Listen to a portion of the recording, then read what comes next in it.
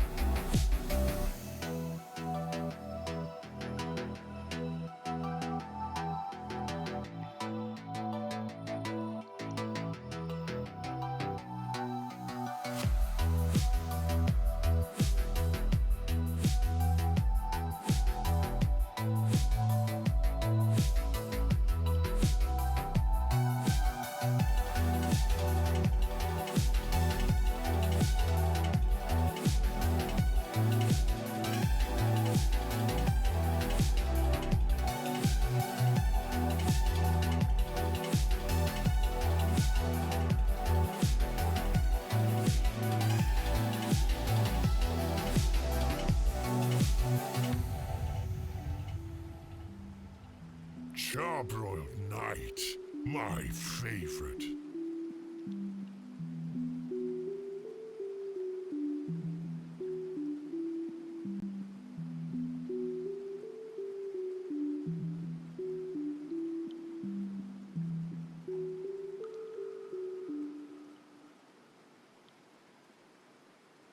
Hello, friends. Welcome in. Sorry, I feel like I've been fixing so many things. Even though I need a new intro screen. Like, I need a new Christmassy one.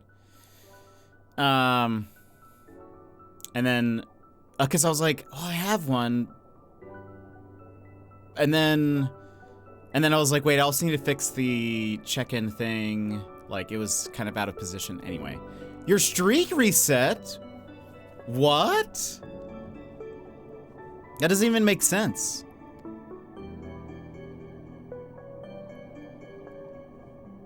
Like we didn't even have any like connection issues or anything in the last.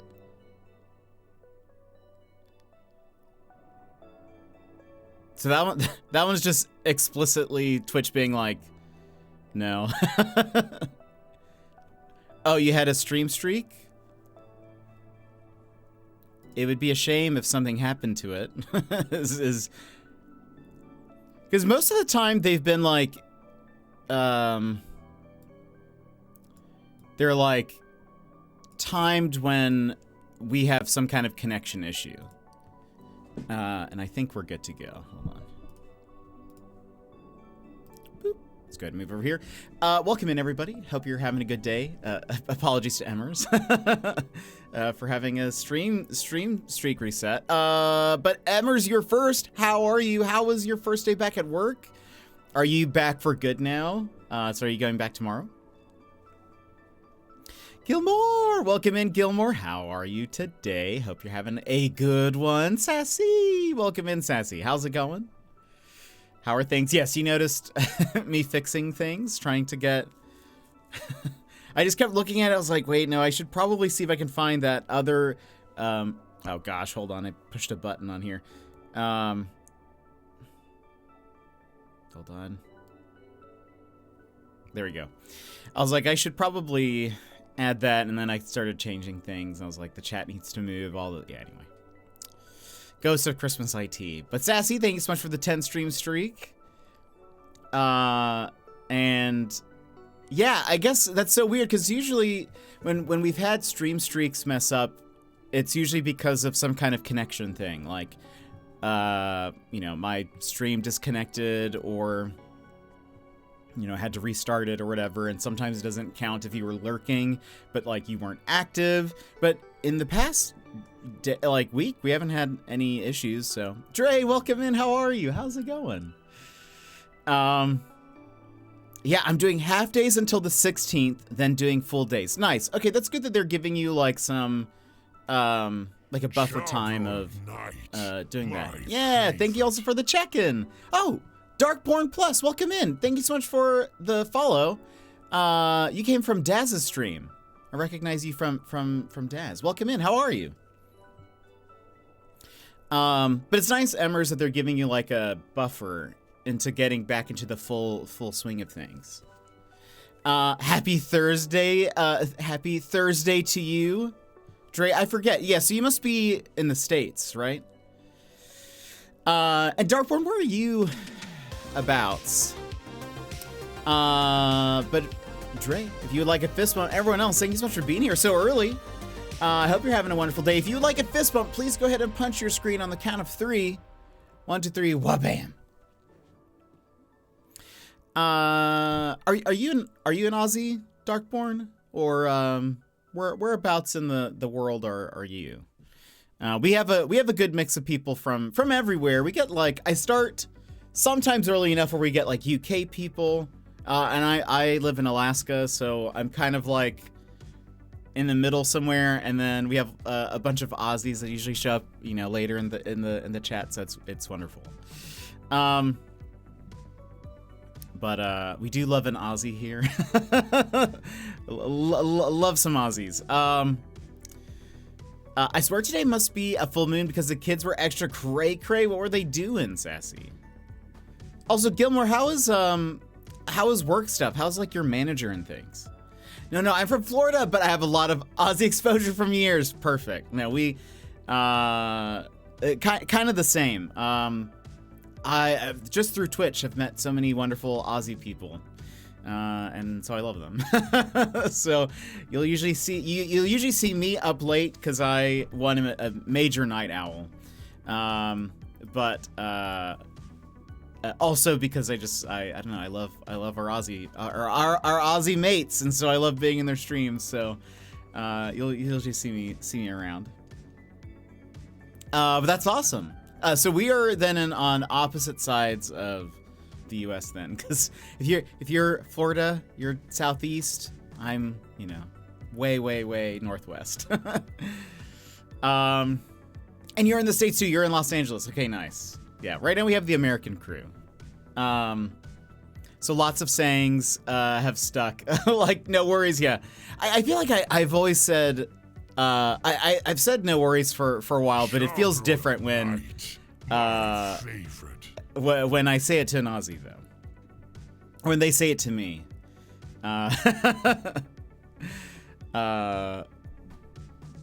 Though I typically think of, for those who have watched Bob's Burgers, I always think of Tina.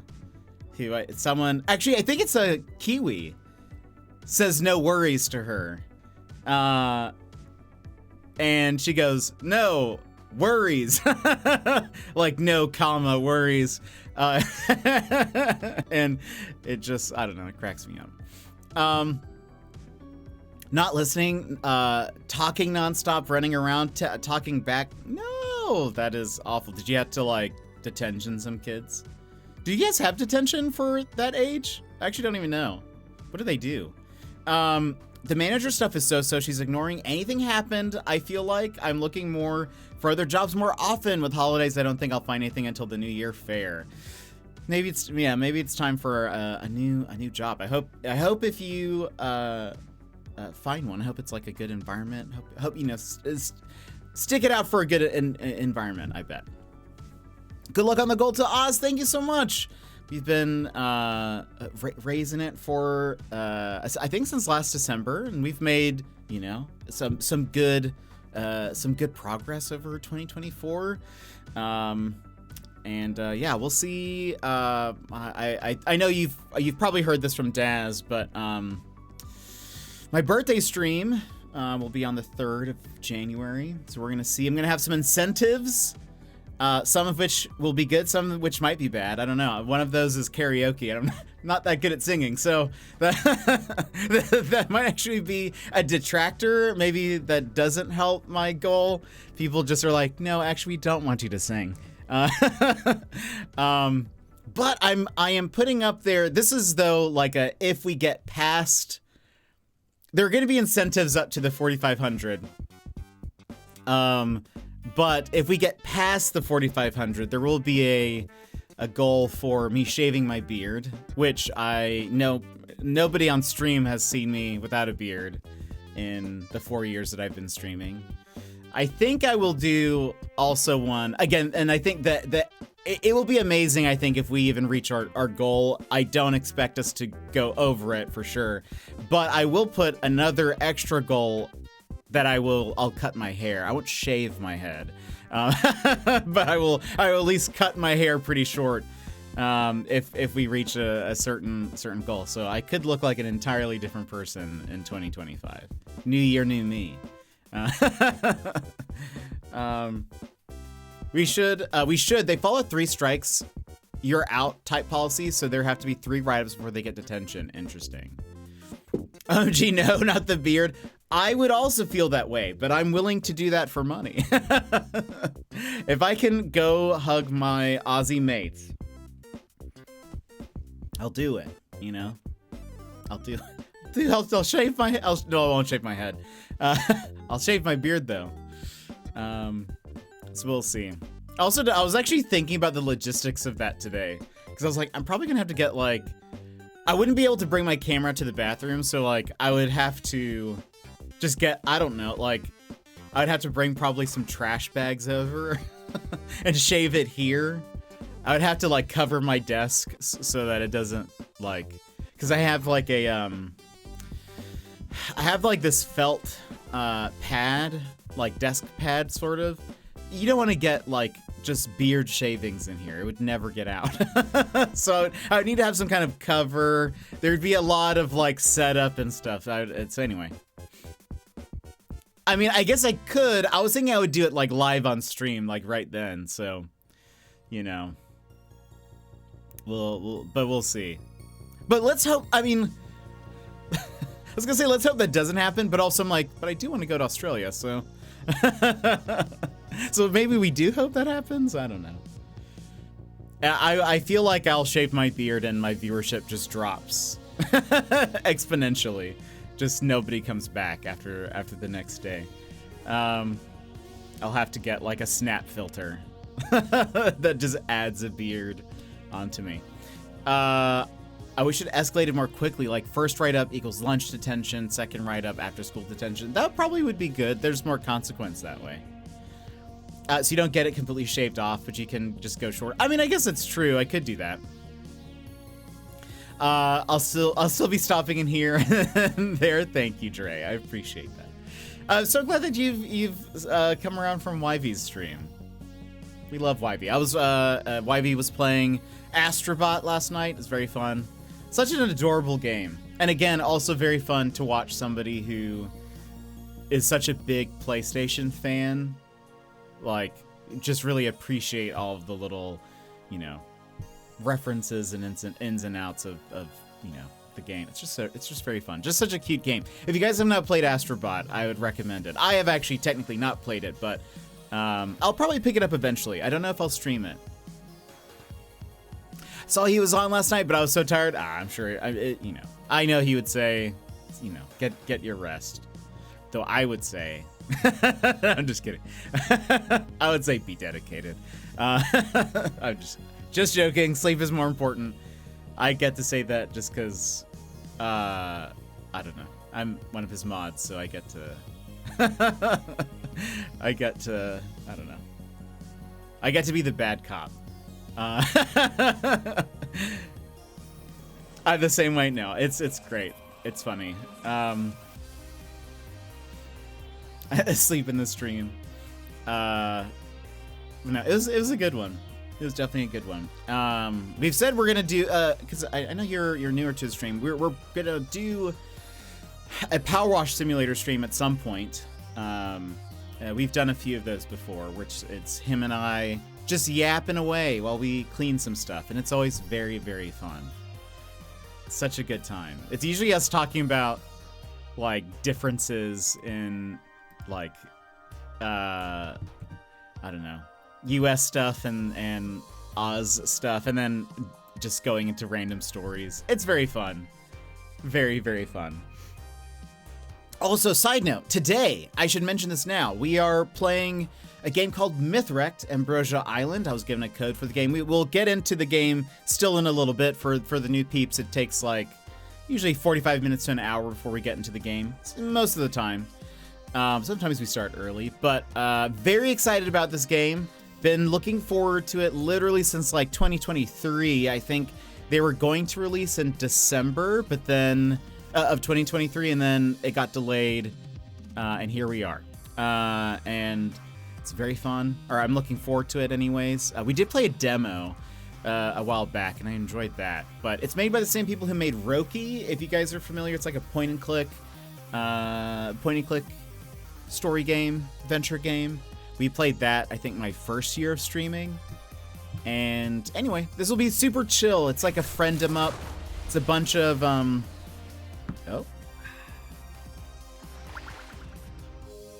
Thank you for that hydrate, Gilmore. It's a bunch of Greek gods who have lost their memories, and so you have to help restore their memories, but then also help befriend them and help them all be friends again. And you know, it's gonna just be fun. Just gonna be a fun, good time. Friendship. The friendship was the Mythwrecked was The Mythwrecked was the friendship we found along the way. That's what I'm trying to say. Just kind of podcast stuff, and you just clipping or doing stuff on the computer. What is that? Like, do you mean our Power Wash sim? Is that stream? Is that what you're talking about? I have told YV that we need to start a podcast. He seems hesitant. But maybe, you know, that was a couple months ago, so maybe I can pitch it to him again, and maybe he'll be more receptive. I need him to like free up his time so that way we can just do, I don't know, we can have a podcast together. Oh, I was gonna mention right now, I think the PC gaming show is going on. They're doing a bunch of video game announcements. And I saw one trailer that I figured I would show you guys, because I feel like it's a game that you guys would like. You guys have maybe even played the first game. Pause. Sorry if that was loud. Let me do this. Boop, boop, boop. Move my camera. Yeah. Boop, boop, boop, boop. You guys may have played this first game. I feel like the first game was fairly popular. But they just announced... The life of a merchant should be easy. That seems loud.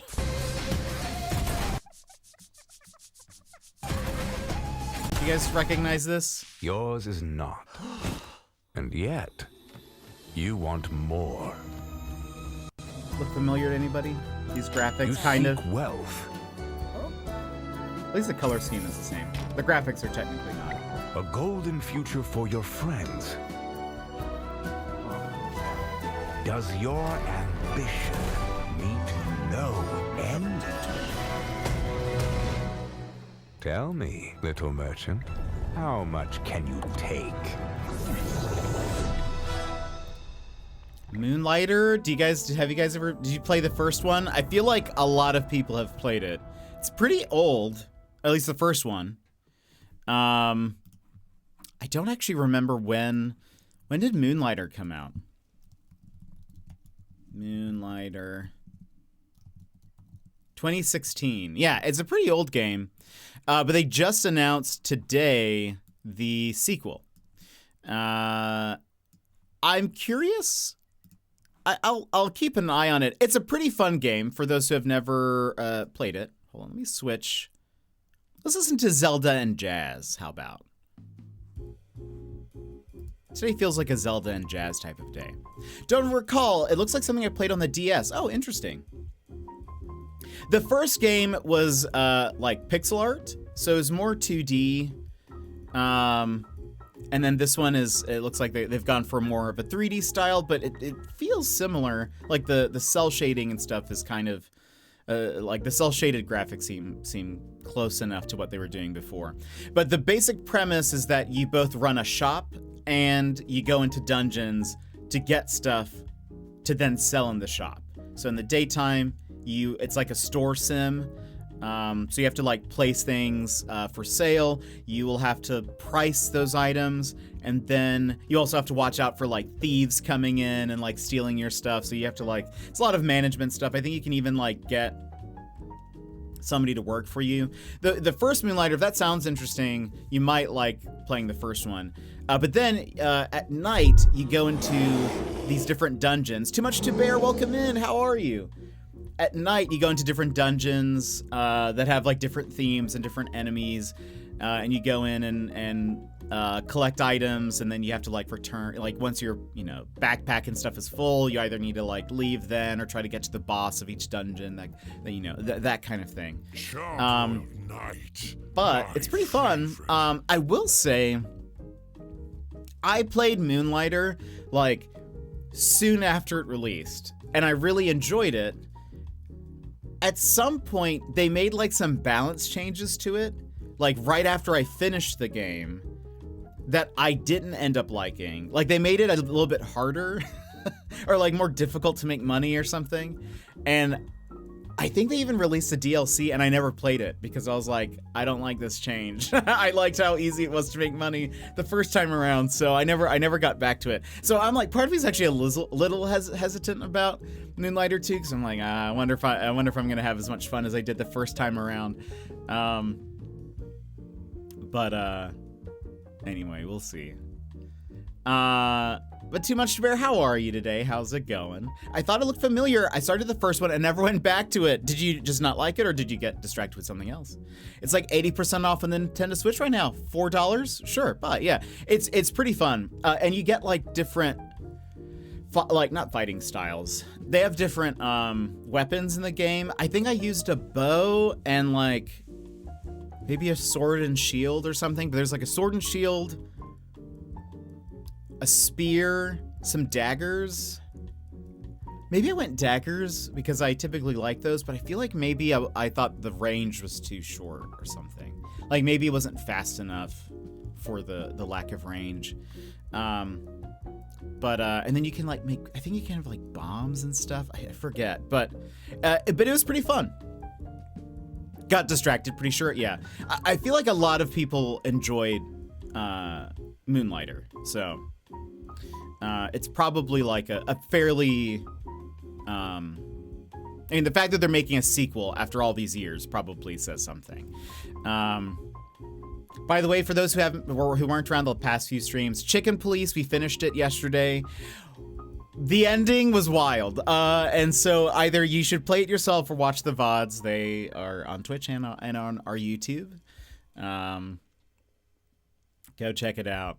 I mean, watch the full playthrough, but the ending was surely wild. But I really loved it, so good. But I'm glad that we were able to end it there, so that way we could start Mythwrecked. Today's the launch day. Don't think I mentioned that, but yeah. So today is a good day for us to have finished a game yesterday. We'll probably play Mythwrecked today and tomorrow, and then we'll see how far we're like into it. It might then just be we wrap it up on Monday or something. I don't think it's particularly long. I think they say it's about 11 hours. So that's just a few streams for us. Then we'll get into Rise of the Golden Idol. And there's another game called Mind Cop that we need to play. And I feel like there's another game. And then we'll get into Zelda. Tears of the Kingdom. I wonder if it's good on Steam Deck. Which game? Too Much to Bear? Can't remember my Nintendo login. I'll get it later when I'm at my Switch. Sale is good until December 13th. Nice. Oh yeah, I've heard there's like a lot of sales going on right now. I really need to look on Steam sales again. I haven't really looked into it, but I'm sure there's at least a game that I will get. But I also don't know, is the autumn sale as good as like the winter sale? Should I just wait till February? Maybe something's like a deep dive sale. Maybe I'll, like, if it's at least 75% off or something. I don't need more games. That's fair. I actually have, Mythwrecked? Oh, I think it will be. I played it. I played the demo of it on Steam Deck. We'll be playing it today on Steam Deck. So it worked well when I played it. At least the demo. There is a demo, for those that don't know, of Mythwrecked. So if you end up seeing this or just hearing me talk about it, you're like, this seems interesting. You know, you can try it out. I know I know it's at least on Steam. I don't know if there's one on console, like a demo on console. Also, if you have not played Roki, I recommend it. It's very fun. It's more of like a puzzle point and click story game. So it's a bit different than Mythwrecked, but visually the style is similar, but it's very like, it's just a neat little story. I mean, I have a computer, but you can't be playing games in bed. True, you know, it's fair. No, it worked well, so we'll see. And you'll be able to watch me play it and then decide if you like it or not. I tried to see what other games were announced at the PC Gaming Show, but I couldn't find just like an announcement article. Maybe it's because it's still airing, but they did announce a Teenage Mutant Ninja Turtles turn-based strategy game. Interesting. It's actually made by Strange Scaffolding is the dev team. Strange Scaffolding did that shooter we played not long ago. Where it was like the time-based one where I'm running around and like catching knives and throwing at them, you know, throwing them at people and stuff. I still want to go back to that game and play more of it. They're the same team that made that, but they're making this like turn-based Teenage Mutant Ninja Turtles games. I like turn-based strategy games. I don't mind a Ninja Turtle. Will we play it? We'll see. But Scriggle as Rudolph is funny to me. I actually bought, so I don't know if you guys, how many of you saw my Instagram or Twitch story the other day, but I took some Christmas photos. Here's the one I posted, and It cracks me up. Makes me laugh. That is my ugly Christmas sweater. I bought it this year. Had it custom made. But I actually bought for this. But I didn't end up taking any pictures in it. But I actually bought a little like reindeer like headband thing. I was gonna take a picture in it as well, but I didn't end up doing it because I didn't have like a Rudolph nose or anything. So I was like, is this just gonna seem random? Joss, welcome in. How are you? I saw that, made me laugh. Loved it. Thank you. I'm glad. I have actually other pictures that I need to edit and post, but I just haven't had time yet. I was like, I'll do one, and then I'll stop for now. Charbroiled night. But my favorite. I still need to change that sound. Yeah, so I bought like a little it's like a little headband that has like deer ears and like some little antlers. And I was like, oh, it could be kind of like Rudolph-y. And I can, you know, so it's like kind of related. But then I put it on for a second and I was like, I don't know if this is evoking Rudolph. It just looks like I have deer antlers on. So I didn't take any pictures in it, but maybe if I get like a red nose or something, I don't know, maybe I'll take a few. I guess I could Photoshop one, but me. It's a very good sweater. Thank you. Thank you. I got it custom made off of Etsy. I found somebody he does like embroidery stuff, and so I just got to choose what I wanted it to say. And I was like, perfect. Ugly Christmas sweater acquired. And really, I can wear it all year round. I feel like it's... For Christmas, it's an ugly Christmas sweater. In the rest of the year, it's just a statement, so... It's perfect. It's perennial? No. It's not the right word. Timeless. It's a timeless sweater.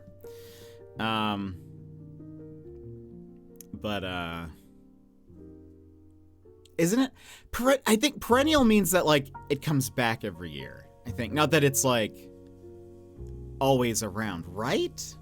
Like, a perennial flowers...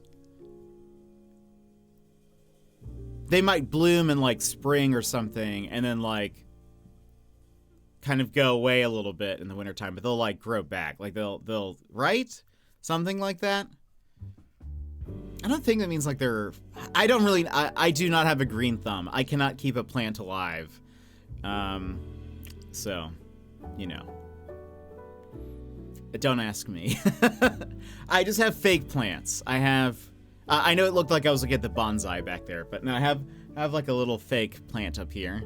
And it's great. Don't have to do anything. It just stays there.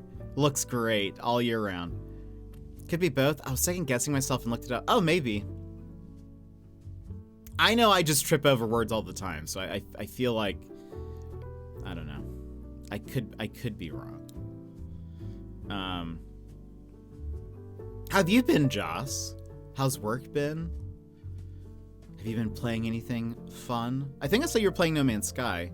For those, by the way, who have No Man's Sky, they're currently doing their end of the year Expedition Redux thing, where every 2 weeks they're replaying or releasing one of the expeditions from earlier this year. So if you missed any of them, you can do it. They're usually tweaked a little bit to make it easier, so that way you can get through it in a shorter amount of time. But the expeditions are going. Work's been pretty good. I've been way less stressed, which is nice. But they also want me to set more standard hours, and I don't wanna. What are your hours like now?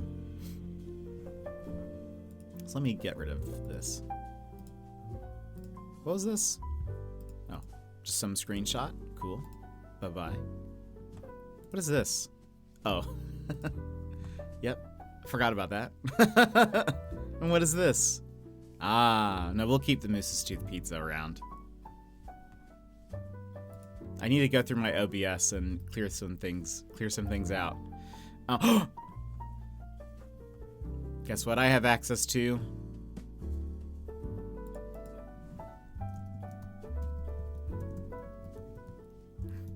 Yay! Do I get the other one? Cat. Oh. How does this work? So I just got, so two things. So, wait, limited time only emote? Does that mean it's gonna go away? Like they're gonna take it away from me? Is that what that means? When I highlight over it, it says limited time only. What? How dare they? This is mine now. Don't take that away from me. Unbelievable. I just got a notification that I got access to it. So you can get access to this if you watch somebody who's doing the stream together stuff. But there's a couple of other ones. So maybe I have to keep watching them to get the other ones. Because there's one that has a cat that has a Christmas hat on. Like a Santa hat. And I want it. You can get a special badge. Like I have the dino one. You can get a special badge if you share a clip that you have made to either YouTube or TikTok. You could do that even as somebody who's not a streamer. You just have to clip something and then share it to either a personal YouTube account as a short or a TikTok account. And you can get a like Christmas lights badge, and I want it. So I shared it. I shared my first ever story on my Twitch VODs channel just so I could try to get this badge. So anyway, I'm like, Twitch, I never post shorts. Please, please give badge. I did it just for this. I'm normally 9 to 5, but I usually sleep in until 9:30, 10. Nice. That's kind of nice that you have some flexible stuff. So they want you to do like 8 to 5 or something. I understand that I'm very spoiled, but I still like finishing work right at 5 if I need to. Oh no, that's totally fair. I totally understand that. Limited time email might either be seasonal or you can only get it for a limited time. I hope that's the case. Because also like there's one called Cat in the Chat. And it's this cat. Let me see if I can. Did I delete that screenshot? I think I did.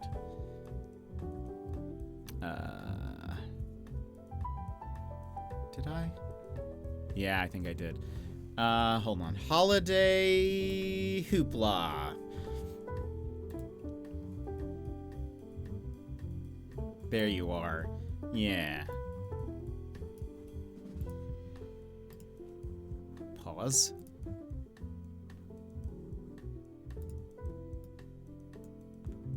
Yeah, look at the Cat in the Chat emote. It's so good. And so I really want that. But if they take it away from me, I'm gonna be very sad. Hopefully it's just like, you know. Oh, and the different lights, this is because it looks like these are all the same. They like rotate colors differently too. So I think the lights blink were.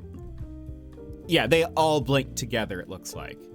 But lights swirl and then lights twinkle. We're all doing different, like, animation patterns. The cat one is not animated, but it's just adorable. And I want it. So I hope they don't take it away from me. Twitch, no! I agree, they are cute. How do we unlock these? Okay, so the these emotes... one, if people want to read the full article, it's here, but I will tell you. You unlock those emotes by either, as a streamer, doing a stream together where, like, the chat is combined with whoever you're streaming with, and having the tag Holiday Hoopla added to your stream tags. And you have to do that at least for 15 minutes or something. But viewers can get it by watching at least 5 minutes of somebody doing the same. So if you can actually, probably on the front page, you will see a shelf as they're called, like a section that says Holiday Hoopla. Make sure that the person has the Holiday Hoopla tag. Make sure that they're also doing stream together. I've seen a lot of people just add the tag and are not doing stream together. So make sure they're doing a stream together thing where the chat is combined. You just have to watch for, it said 5 minutes. Maybe it's like 5 minutes per emote, maybe, or something. Because I only got one. I think I stuck around for like 10. So I don't know.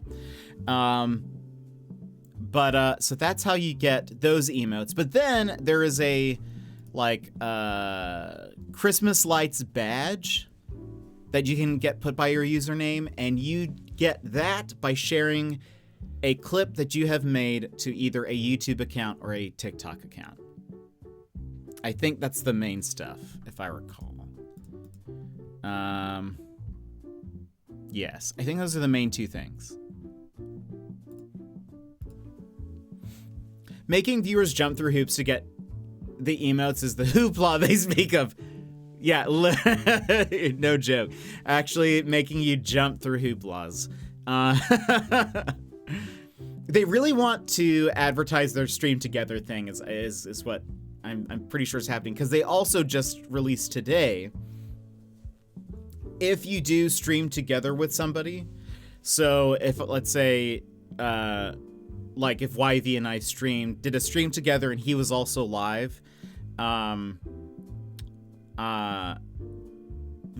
viewership would now be shared, and it's displayed that way on like the chat, or not the chat, the like your following sidebar if you're on a web browser where it has like the username and then it'll say like how many people are watching them.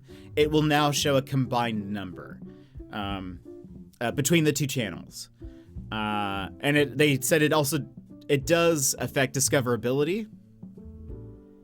Does it combine chat? Yes, it does. I think you have the option to not do that, but they want you to combine your chat as well. They said it also helps discoverability. So if like, so if I did a stream together with Ninja and he had 20,000 viewers, well, he would have, I would also be at the top with him. is basically what I'm saying. So I just need to get Ninja to stream with me once, and I'll be good for a bit. Easy ask. But yeah, so I think they're really pushing like stream together and that kind of stuff. I usually play games like single player indie games, so we don't really do too much of that. But maybe at some point we'll have to. The problem is that, like, I feel like I'm closest with a lot of the Aussie streamers, and they're all like waking up right now. None of them are streaming at this hour, so it's probably not going to happen very likely. And I always feel bad about maybe doing a late stream, because I know a lot of you all are sleeping, and your stream streaks are going to get destroyed. So maybe I'll just have to train you guys, excuse me, to have like a web browser just open at all times. Just a tab ready to go, just in case I decide to stream late, your streak continues. Twitch is trying to extrovert the introvert streamers. They're like, you must have friends. And if we lose our streaks, riot. I know. I get nervous. I've had multiple dreams where I have decided to stream for some reason at night, and then I think, oh no, there's stream streaks. They're gonna be so mad. Play together more. I know, they really want us to do that. I just don't really play a lot of like multiplayer games. And then I feel, and if I do, I feel like nobody else plays those games, or the people that I would play with are asleep or at work or whatever. So I don't know. It just never really works out for me, but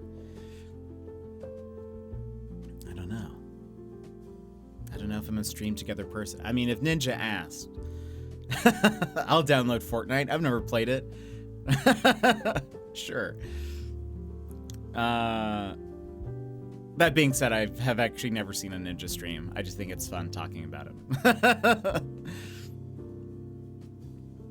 But we'll see. Maybe 2025 we'll have more of that. Granted, I actually did just say yesterday I wanted to play more Final Fantasy games in 2025, so that goes sort of the opposite of that.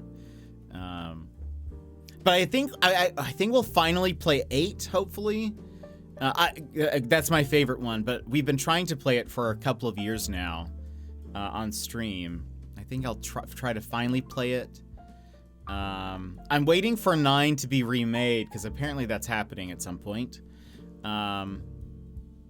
There's a Final Fantasy 9 remake rumored to be in the works. Maybe we'll go back to 10 because we never finished that. I don't know what else. Oh, we'll play 15 and then 16. I don't know what else I want to show you guys. I don't know which. And 5. We'll go back to one retro one because Final Fantasy 5 is one of my favorites as well. Has a job class system. I'm a big sucker for a job class system. So I don't know. We'll go back. 9 is your favorite? I started 9 and then I did not get very far. Like maybe an hour or two into it. So like nowhere. It'll so practically be new to me. But apparently they're making, well, too much about it, I don't know if you've heard. There are rumors that they're doing a remake of 9. So it probably won't be like a remake to the extent that Final Fantasy VII Rebirth and Remake were done. It'll, probably just be a single game. Might just be mostly like, graphic updates and all of that kind of stuff, but maybe a little bit, added to it, but be totally for that. That's kind of what I'm waiting for, because part of me is like, I don't want to play the OG and then have them release like a 9 remake immediately after that, and me being like, oh gosh, I don't want to replay this again.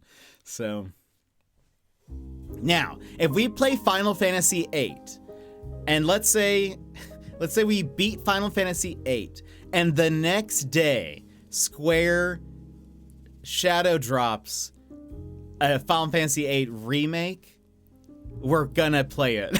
Like, we're gonna go straight into it. I do not care.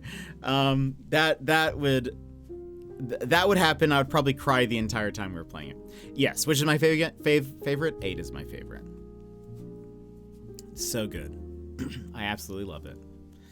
The music is good. I liked the characters. I will say, which for those who have never played a Final Fantasy or are unfamiliar, saying that 8 is my favorite is probably a little bit of a hot take.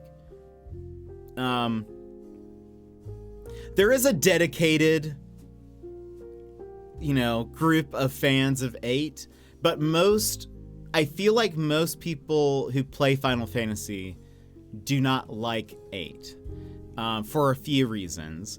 Honestly, at the time, 8 got a little bit of hate. Not to start rhyming. 8 got a little bit of hate because of, I think, a couple of things. One, 7 was a lot of people's first Final Fantasy, and they then went into 8 and then were kind of immediately disappointed, I think, because it really wasn't like 7, I guess, because it was like different enough. Also, I remember this at the time. I think nowadays the view of this would be a lot different, probably. But 8 is much more of a love story than 7.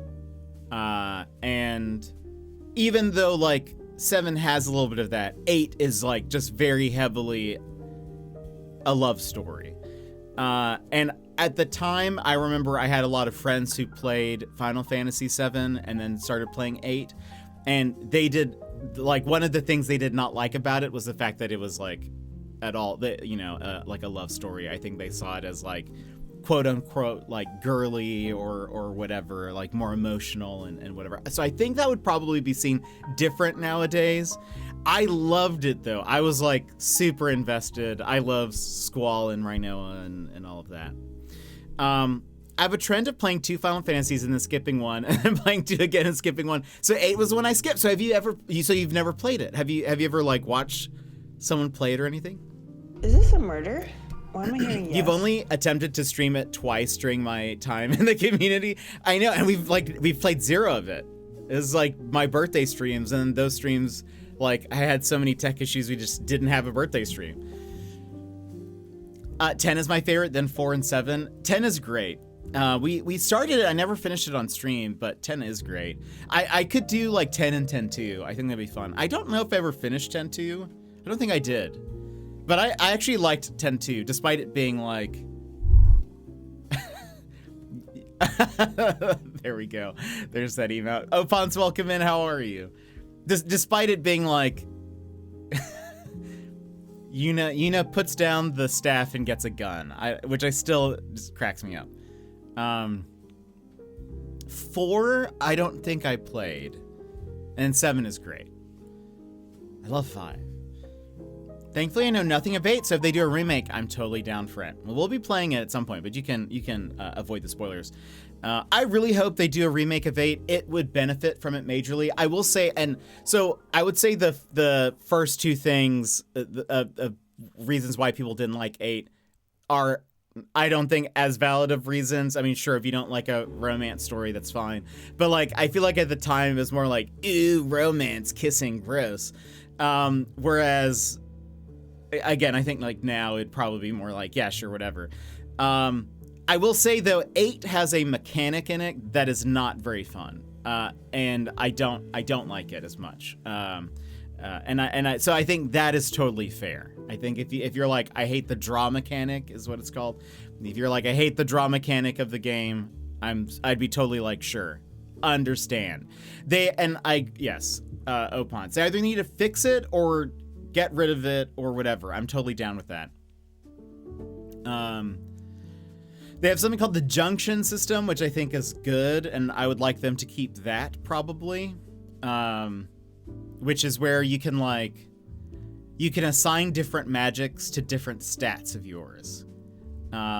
So like, technically you could put healing magic on your weapon. This would not be an effective use of it, but like, for example, you could put like high powered healing magic on your like attack stat, and you would be able to like just attack your teammates and heal them if you wanted. It'd be a terrible use of that.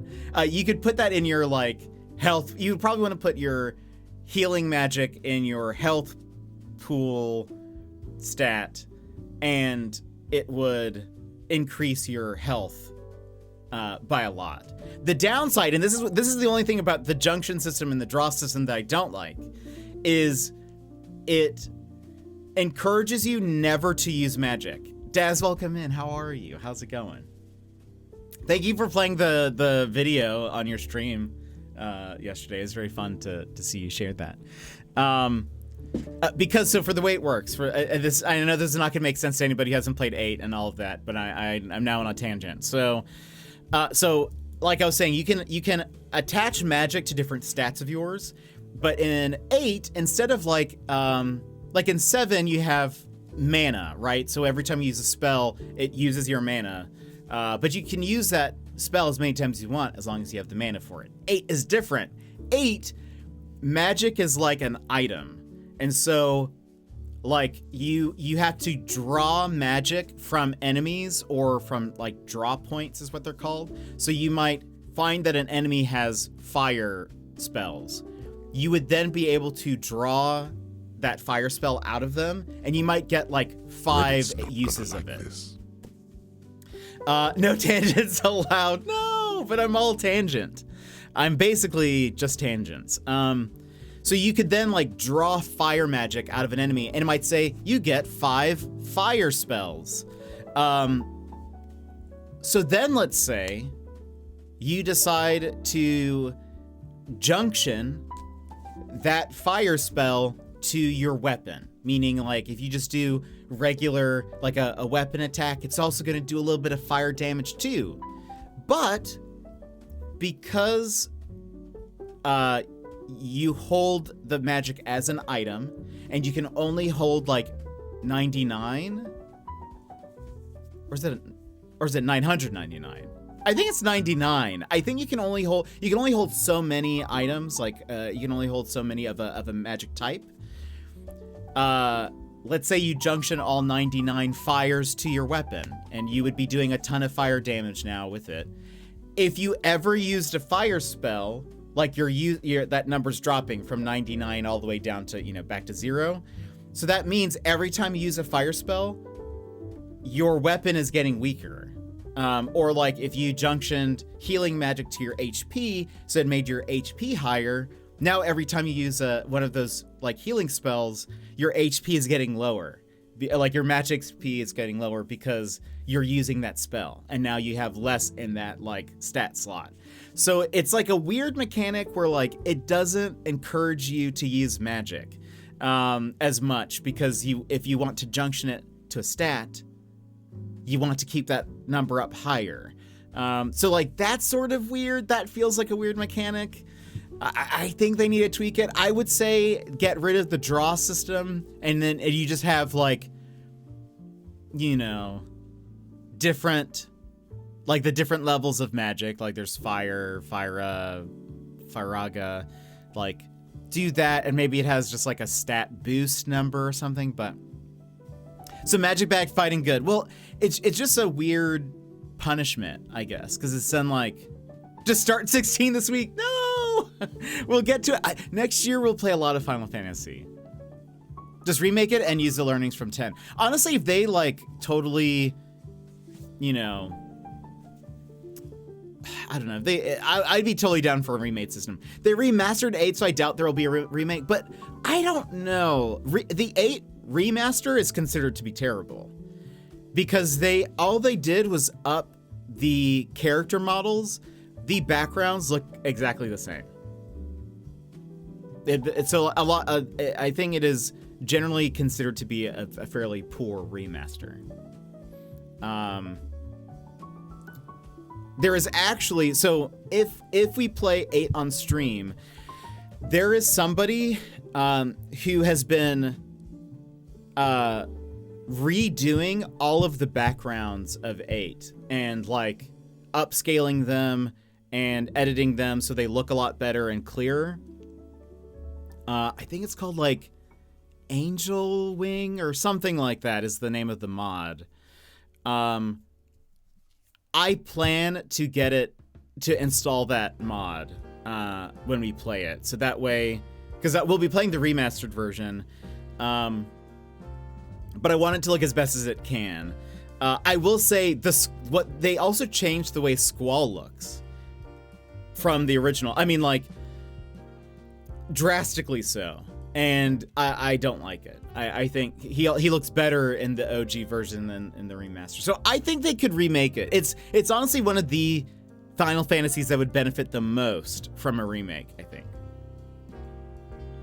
In my opinion, if they do a 9 remake, I wouldn't want the super realistic graphics. I don't think they would. I think from what I've heard, it's more of like just kind of bringing it up to par with like just kind of more than a remaster, but like it's not going to be like Final Fantasy VII remake at all. Last of Us would say hold my beer. Someone say 9. Really? I don't know if that's true. I mean, I think people love 9, but I think a lot of people have said that like 8's, like, because 8's systems were so bad that like it needs sort of like a rework entirely. So I think that's what they were saying. It deserves a remake. But hold on, Squall remaster versus original, just to show you.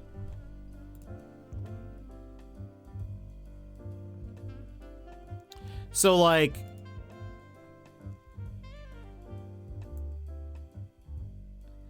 I know this is gonna seem like such a terrible argument because the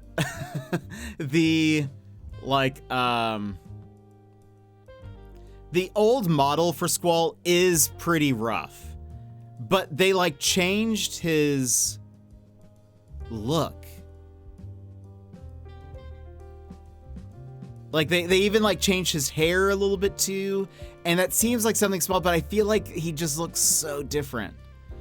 I'm trying to find a comparison image.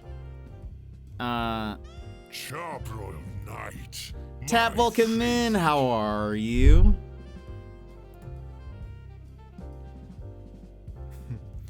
How are you? See, that's such a, it's again, it's so funny because I'm like, this is such a bad. Like I mean, the OG models for Final Fantasy VIII are terrible. Like, they're just so pixelated.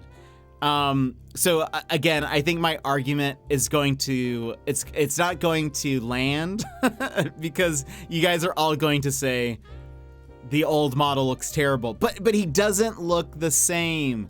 So hold on. Yeah, I haven't changed it yet. Maybe, okay, hold on. Maybe I can do this. This is gonna be, I need a PowerPoint presentation, but hold on. Here's what I'm gonna do. So, show me Squall. I need to find the OG Squall model so I can show you what his face looks like. But how are you, Tat? Here's the handsome pic.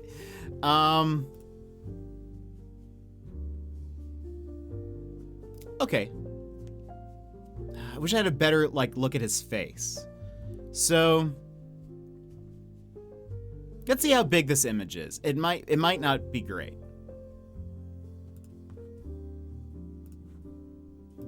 Sleepy but good. That's fair. Today seems like a sleepy day. Oh yeah, this is gonna be so small. So this is what Squall kind of looked like.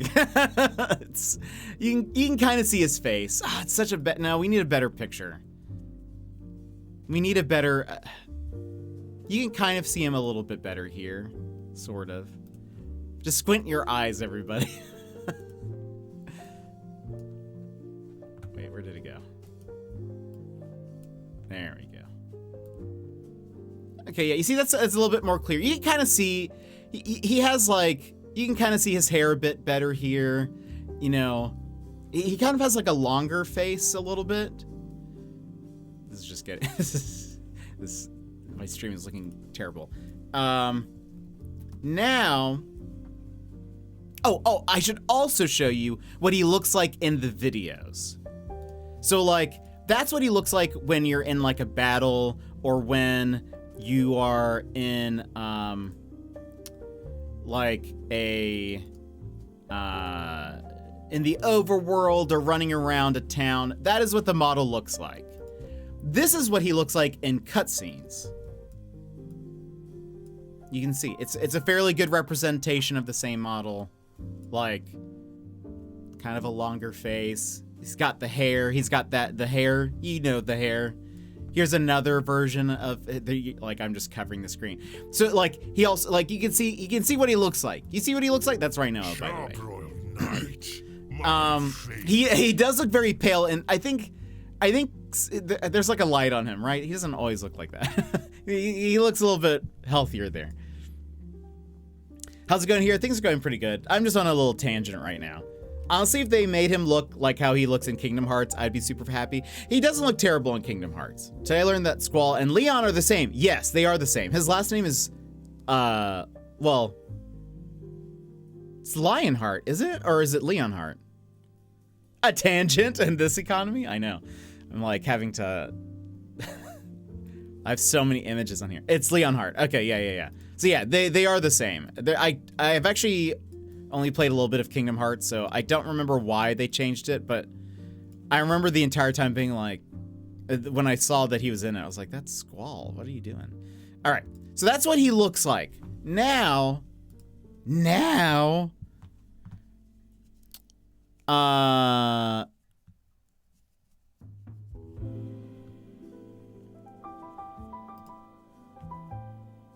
where is he? That is a fan retexture. He looks like...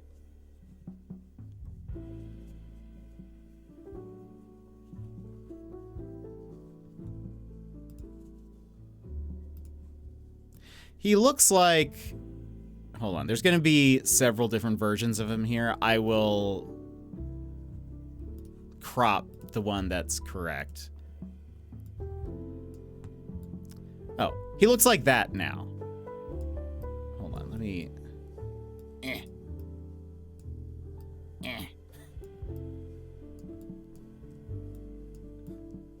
This image is huge.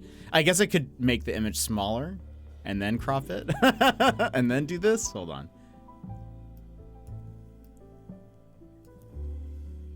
He looks like this now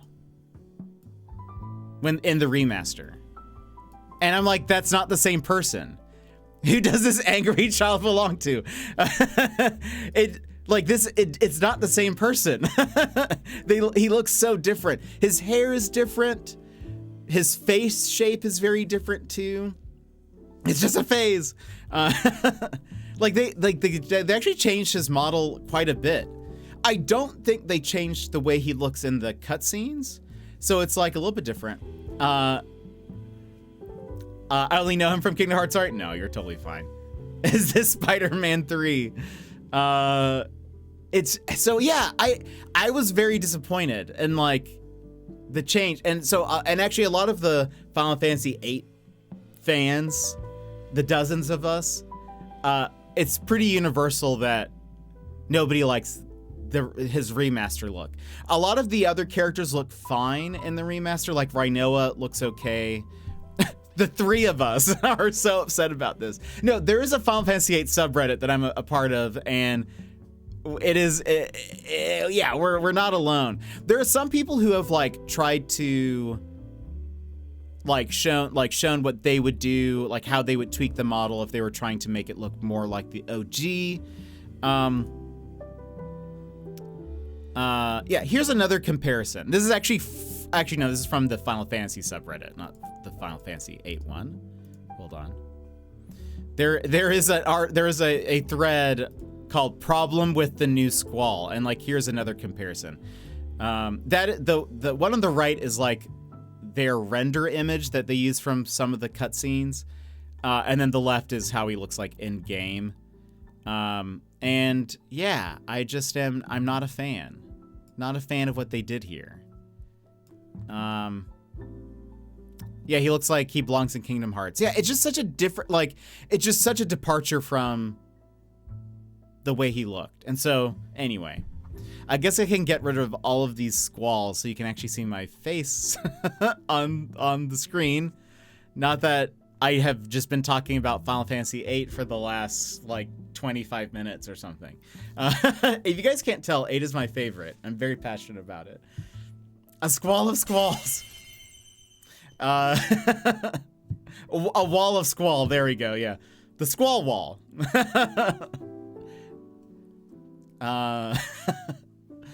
Squall wall sounds like I'm trying to say squirrel, but I have a little bit of a speech problem. A squall of squall. Squall. The squall wall. Bob Law's law blog. Right, the Bob Law. Oh, I forget what it is. He's watched Arrested Development. You guys know what I'm talking about. I'm pretty sure I saw a squall wall open up for Paul Wall once. Bob Loblaw's. Yeah, that's what it is. Bob Loblaw's law blog. Anyway, there are other things that they've done in 8 that look better. I mean, the 8 remaster. But they didn't change the backgrounds at all. Supposedly,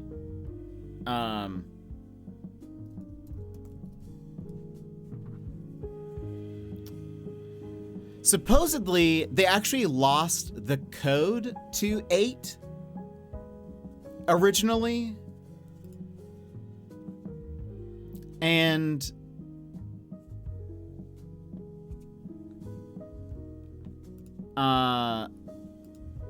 so they just kind of just did a sloppy job of it.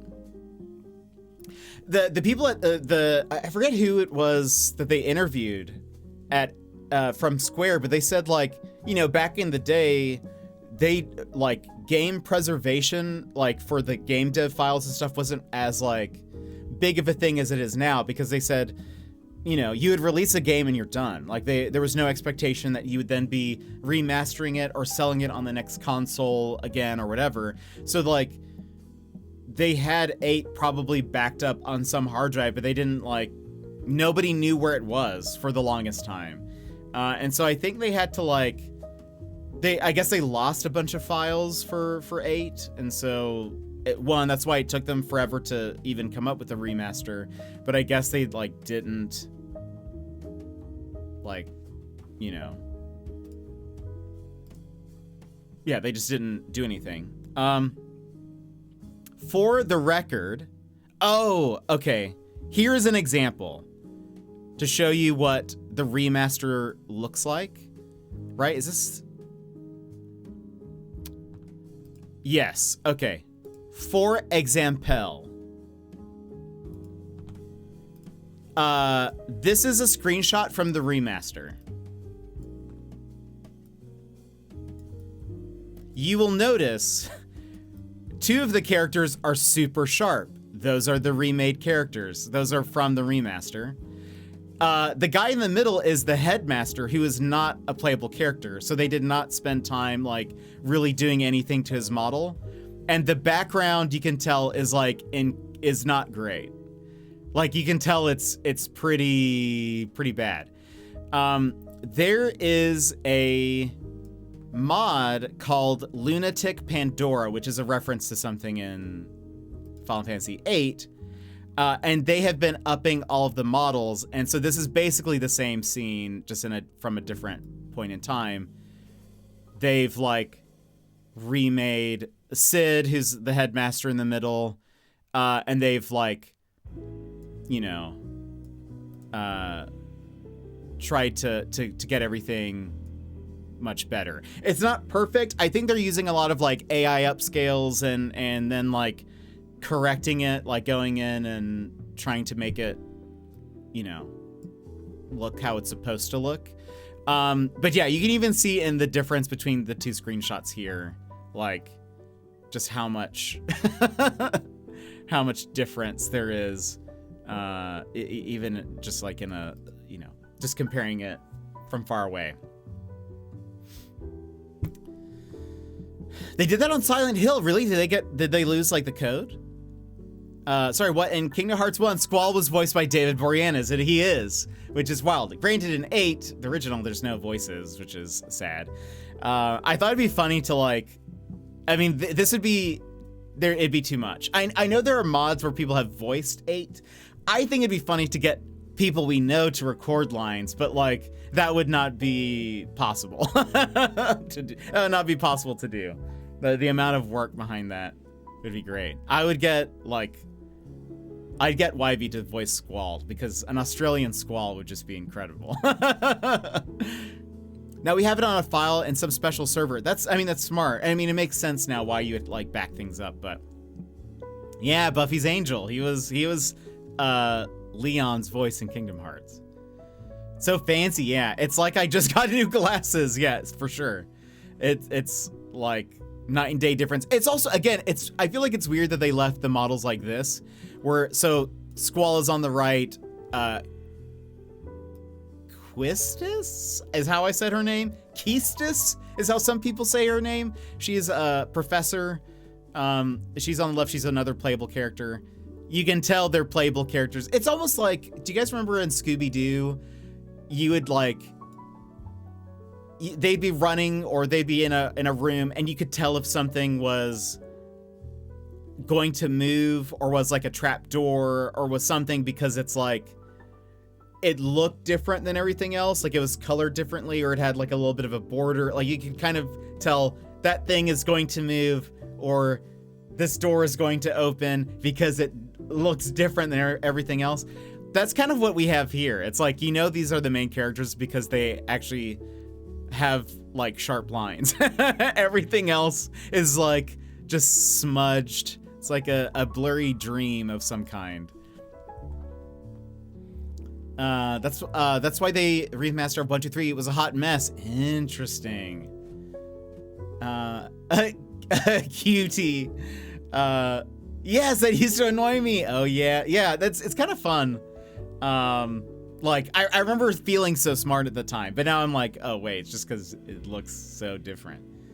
I've got to run. Have a good rest of the stream. Enjoy Mythwrecked. Yeah, we'll be getting into it actually here pretty soon. Shaggy's hiding in that vase because the color is darker. Yeah, it would like stand out so much. I really enjoyed Roki, so I have my hopes up for this one. I enjoyed the demo for this. I have no doubt I will love it.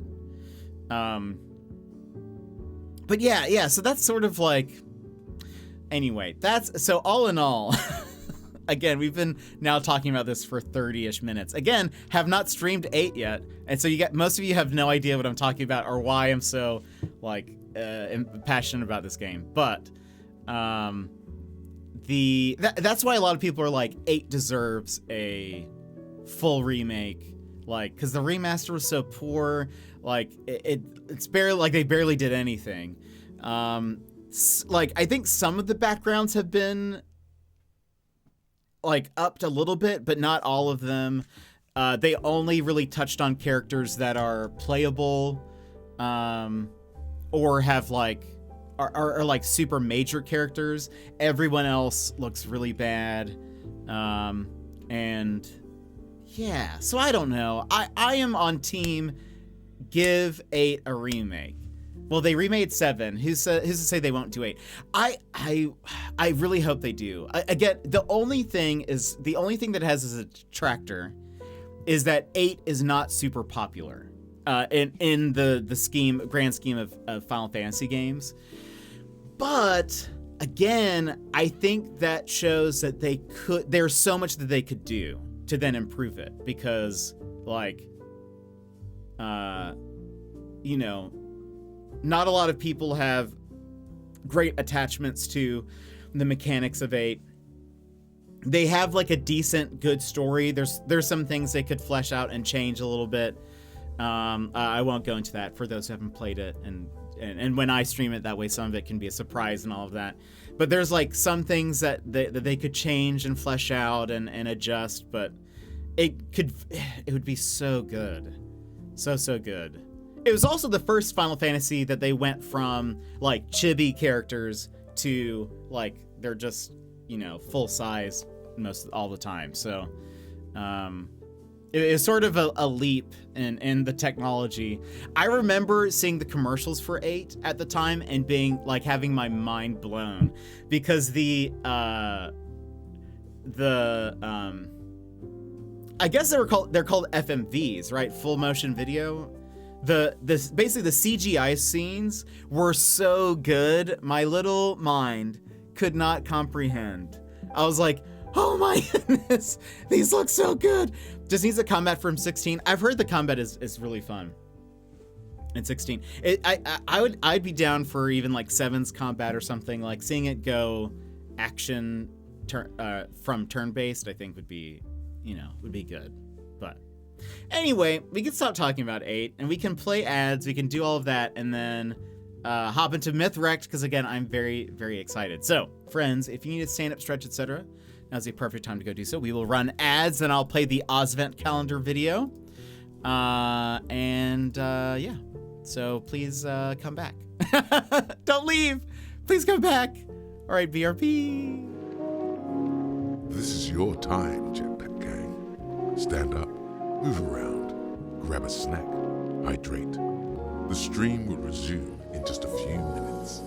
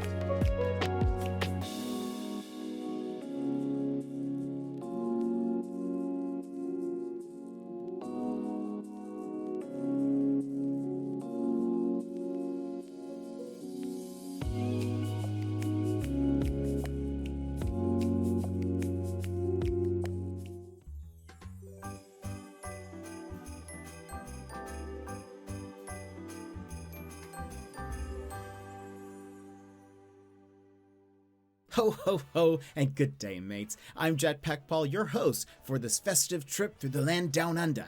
Each week, I'm going to reach into this stocking and feature an amazing Aussie streamer.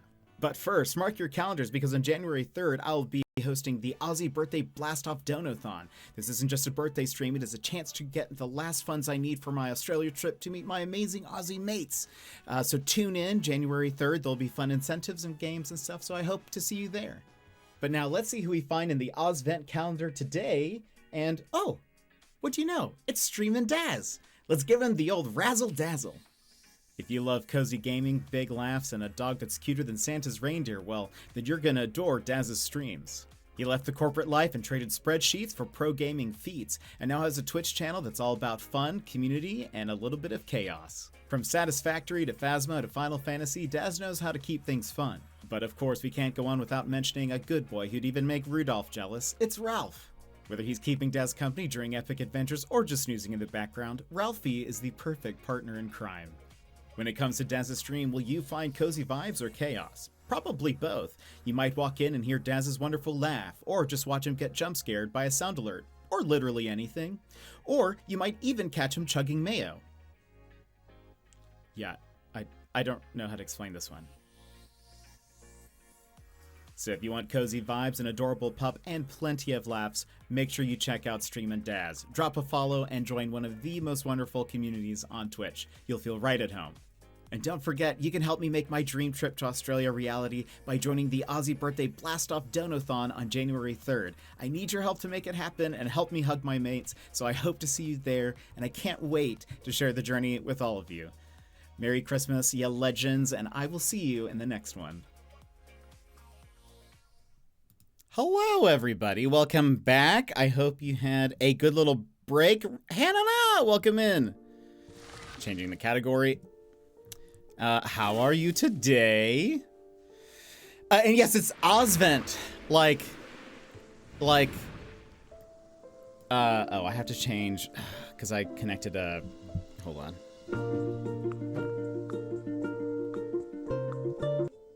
Nope. I hate when I connect a PlayStation controller. It's always like, wait, can you hear this? Why can't I hear this? Are you guys hearing the game currently?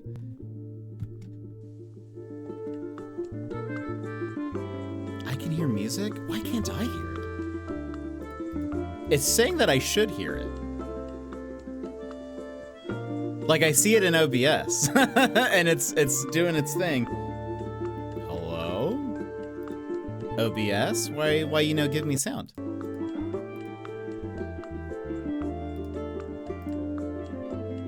Sounds great. Well, that's good to know. That's good to know. I can't hear a thing. Let me see something real fast. If I do... Okay, hold on. Could maybe do it this way. Whoops. I hear it now. I don't know what happened. I guess it's my OBS.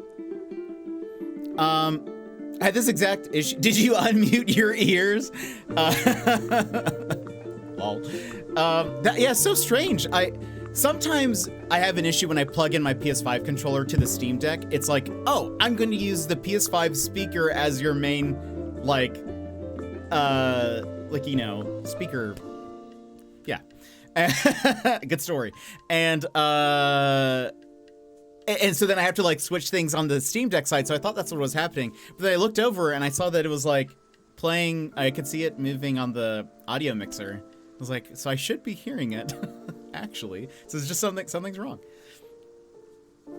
I did, Emmers. I love seeing what you do on the BRB screen. There's only 19 days till Christmas. Oh my gosh. Anyway, welcome back. We are playing Mythwrecked Ambrosia Island, which is a game that I've been very much looking forward to for a very long time. It is, we were given a code for the game, just FYI, so, do with that information what you will. But you guys know that I also don't like, if I don't like a game, I just will tell you. But I am needless to say, I'm actually very excited about this. We've played the demo and I have very good feelings about this. The general premise for those who do not know is that that is us on the far right. I forget, that's right. I forget what our name is, but we will be helping the Greek gods regain their memory and become friends again. And we'll be friends with them. And it's going to be awesome. It's friendships all around, and we love that. We love that for us. So again, thank you for the devs for giving me a code. Also, side note, if you have not joined the Discord, you should. Join us over there. But anyway. Welcome to Rose Island. Let's begin. And also, you'll have to tell me if that's like too quiet, too loud, etc. etc., etc. Ooh. Alex, this is great. The captain. There's nothing quite like the ocean air, huh, kid? That's a terrible captain voice. You said it. I need to work on my accents. Thank you for taking me on a tour at such short notice. I really hope the captain doesn't say anything else. I probably should have booked in advance. It's just that I've been trying to go with the flow a bit more. Wow. I am excited to be venturing off the beaten path, though. Dang. Sometimes we just need a bit of adventure. Ho ho! Is I turning Irish? Dave the Diver 3D? No, that would be cool, though. Hmm? They do know you're on holiday, right? Well, I suppose it's my own fault for answering their emails last night. Oh. It's just hard to fully switch off, you know? Huh. Well, the island I'm taking you to will be just the thing. It's beautiful, but a bit wild. Full of history. Sounds lovely. How long until we get there? Not long. I'll let you know when we're near.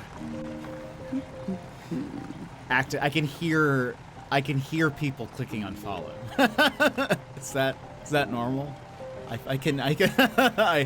can feel it in my soul.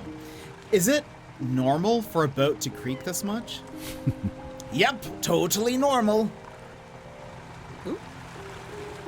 But you do get it serviced regularly, right? The boat is fine. You worry too much. It's not that I don't trust you, it's just... Huh. Seriously, stop fretting.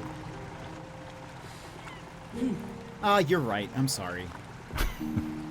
You're on holiday. Sit back and relax. The Argo 2. Good Ben Affleck movie. Ooh. Hey, lady, wake up! What? What's happening? Why is the sky all weird? Ruh-roh. Storms like these can come out of nowhere. It'll be fine. We're like in a skiff or something. Like there's no cover or anything. Just find something to hold on to. There's like nothing. The seat is maybe the only thing bolted to the boat.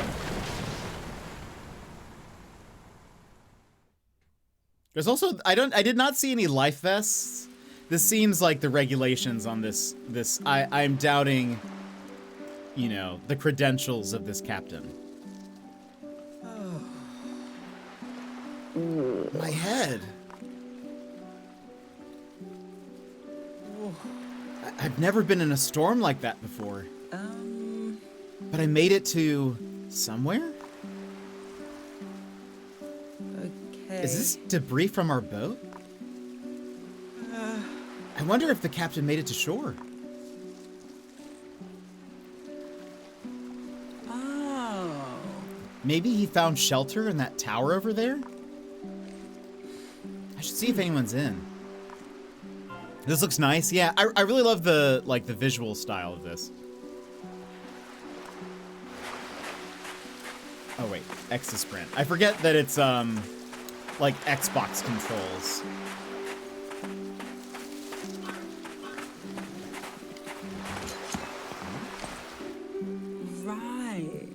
The sail is broken. No wonder this wind turbine isn't spinning. Perhaps we will fix it. Little crab. Huh. There's a door. When close enough, press A to interact with something.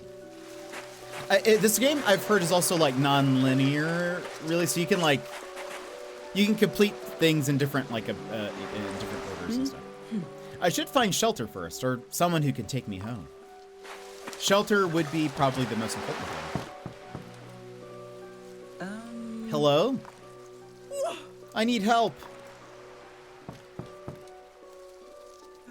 Anybody home? No answer. I need to find some help. I should explore some more. New topic, getting home. You can ask about the topics you've discovered when you find someone to talk to.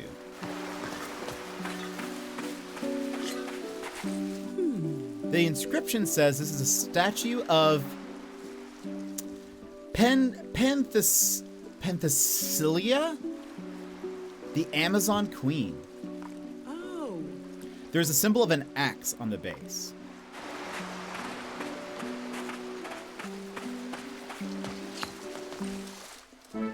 Huh? What are these strange markings? Curious. A door to nowhere? What a strange place to find a locked door. Right. It even has a keyhole. Looks almost like new. Strange. Huh? Huh? Okay. Is that more wreckage from our boat? I should check it. There could be something useful. Oh. Nothing here is gonna help. Just useless debris. My phone is in here. It's completely smashed. Full of sand, too. Just my luck. Better continue around the island. Maybe I'll find some help.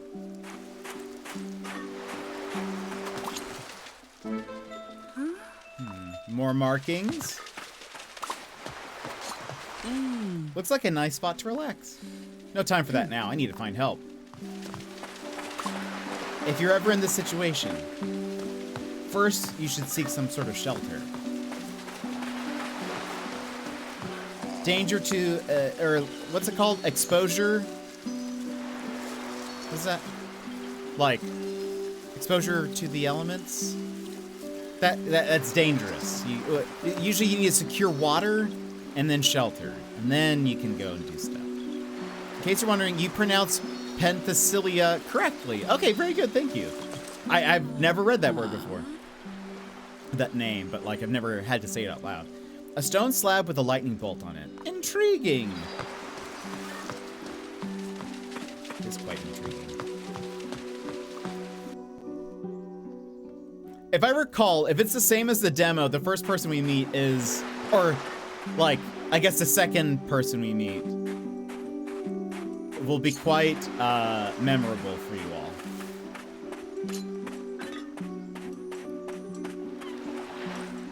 Oh, an iPad. What's that noise? Sounds like it's coming from up ahead. Okay. Maybe someone's over there. I can get some help. I need to check my TikTok.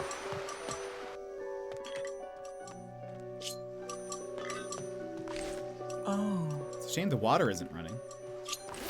Ooh. Wait, no, don't hang up. Huh. Huh.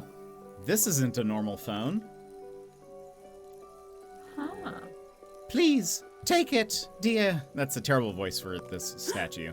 Who's there? I wish I had like a one of those voice changer things where I could like make an echo sort of, so it's like sounds more ethereal. I cannot really do an ethereal voice. I am afraid. My voice is far too shrill and grating. My dear, I am standing in front of you. Where? But behind the statue?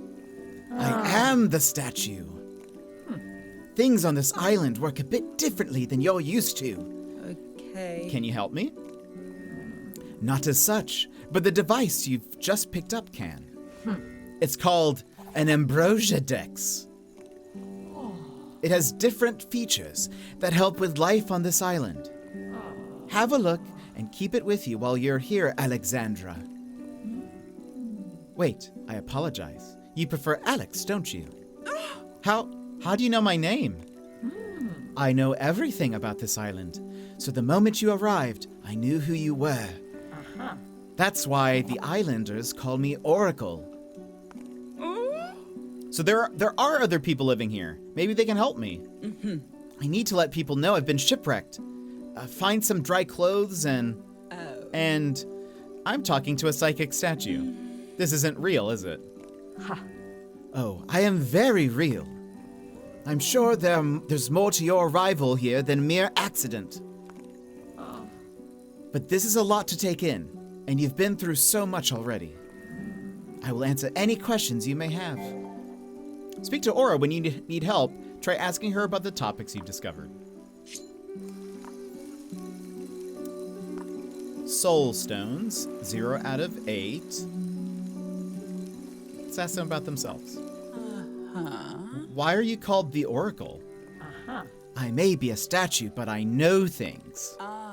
Like you knew my name when we met. Exactly. I use my knowledge to guide the islanders as best I can.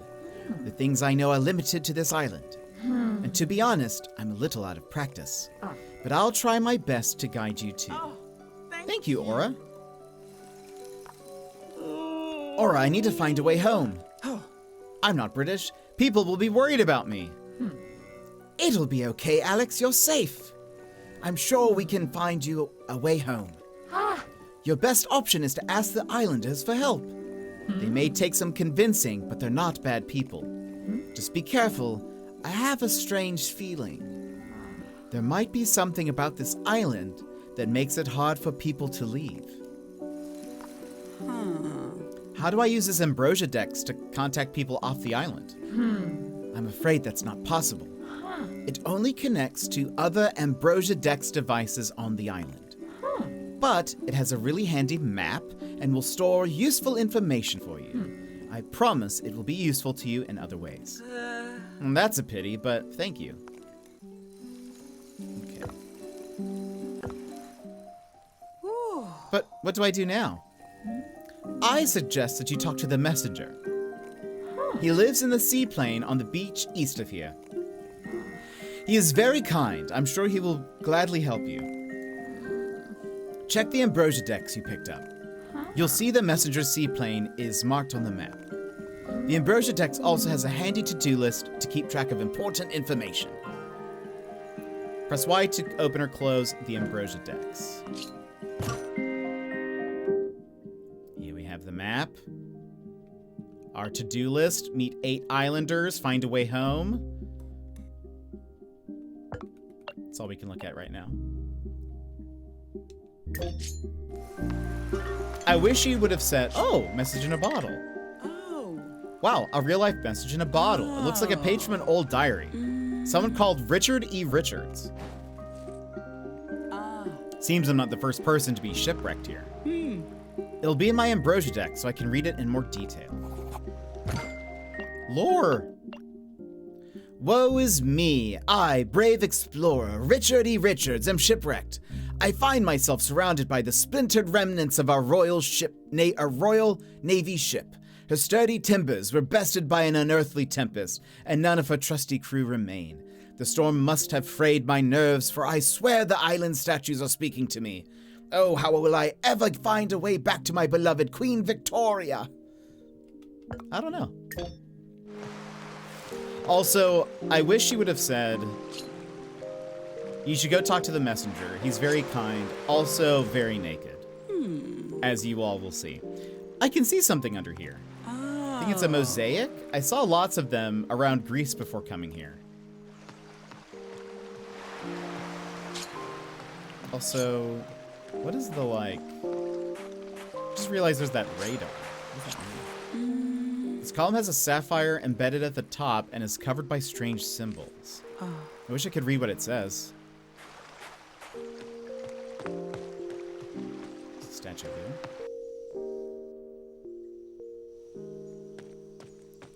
Nice little lighthouse.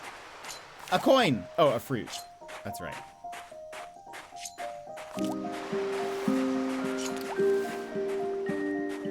Hello, Burb. You seem really hungry. I wish I had something to give you, like this fruit that I have collected, but too bad. They're mine. This moss looks like it's might be covering a mosaic. Mosaics. Also, I like this music. It's very, like, calming. A lightning symbol? This lightning symbol makes me think of electricity. I mean, I guess there are, like, lights right there. Maybe we can spruce up the island a bit. It's a pillar carved with strange symbols with an opal set into stone. I wonder what mysteries it holds. Interesting. I don't remember those pillars from the demo. They could have been there and I just didn't notice. We picked 10 ambrosia fruit. Is there, pin badges?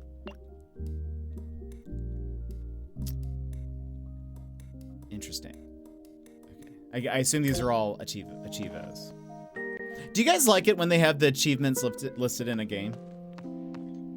Or do you like it when it's just like in the Steam achievement section, if you know what I mean? Okay. It's blocked. There's no way out. Oh, another bottle. I found another bottle with a note in it. Oh. Hey, I think Richard E. Richards had the same idea as me. It'll be in my Ambrosia deck so I can read it in more detail.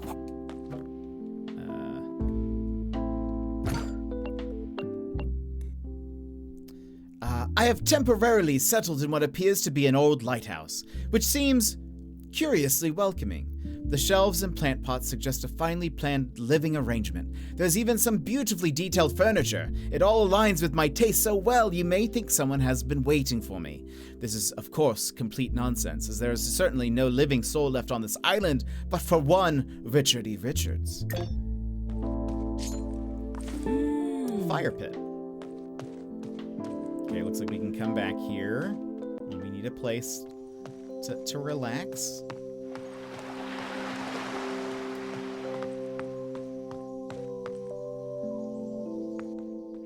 But yeah, the music is quite good.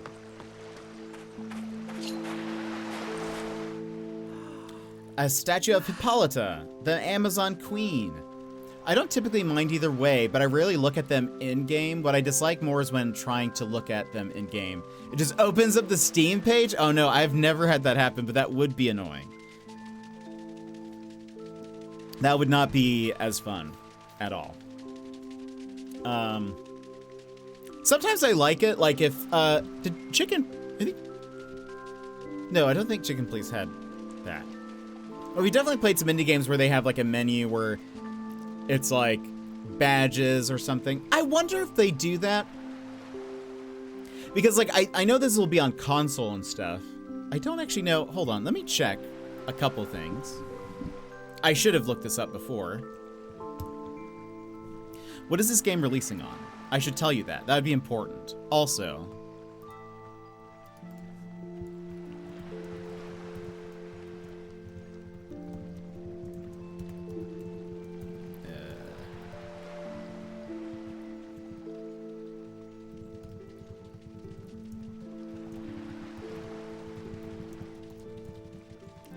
let me put that there. Let me pin this message for people who are interested in the game. Mythwrecked.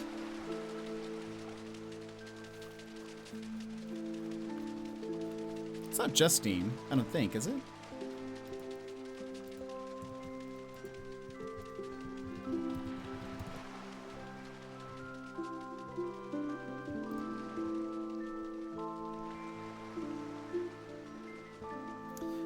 It's on Xbox. It's also, okay, I was wondering if it was going to be on the Switch. So yeah, I think it's on Xbox, PlayStation, and Steam, Xbox, and Switch.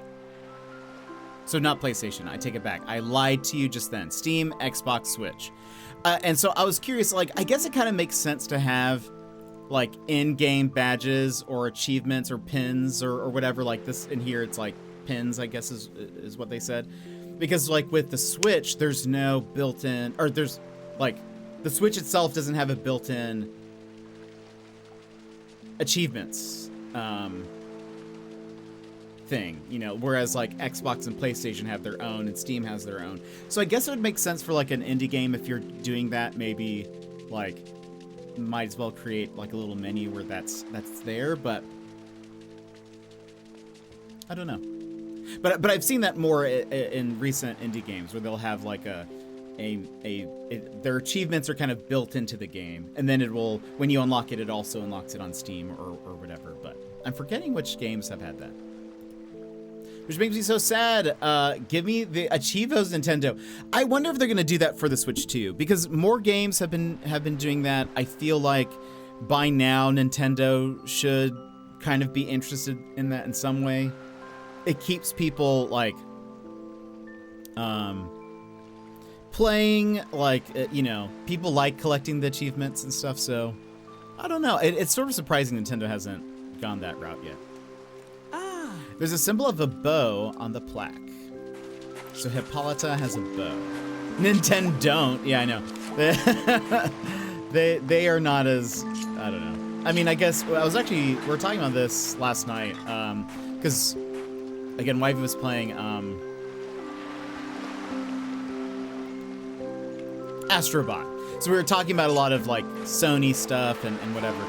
Like, I kind of like in general that Nintendo is often like, we're just gonna do our own thing. Like, we're not really too concerned about competing with other people. But there are certain features that I feel like at this point they should add. You know, like it's okay. You can add achievements. Like, no one's gonna really mind or whatever, or be like, oh, Nintendo's now copying that. Like, it's time.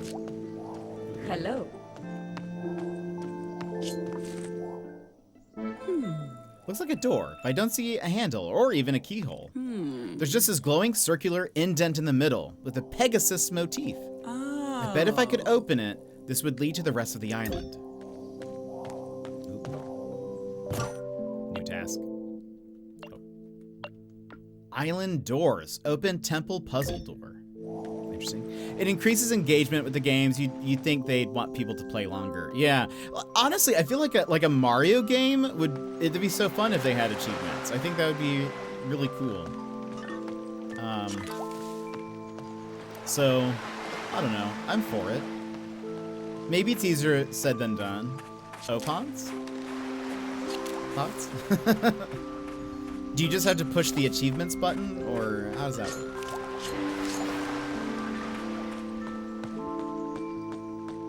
Another lightning symbol.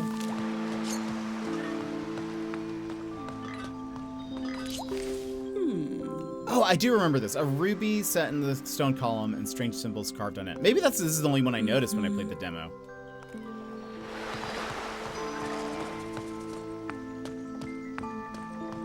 I do remember seeing that up there. But yeah, I feel like getting people to play longer and all of that would just be, I mean, I know I'm tempted to replay a game when I'm like, well, I'm only a few achievements away from 100%ing it, you know? So I really hope they do something. Also, I can't remember why I need all these fruit, but I'm collecting them all. Give them to me. A little sit-down place. I like the sound effects. Like the water and stuff sounds so nice. For someone who doesn't know how to swim, I do enjoy a good, Right. I think there's an orchard up there. The ladder's out of reach, though. Oh, I see the ladder. Yeah. Someone who doesn't like water, I do like the sound of it. Oh, I'm supposed to go down there. I misjudged. Went too far.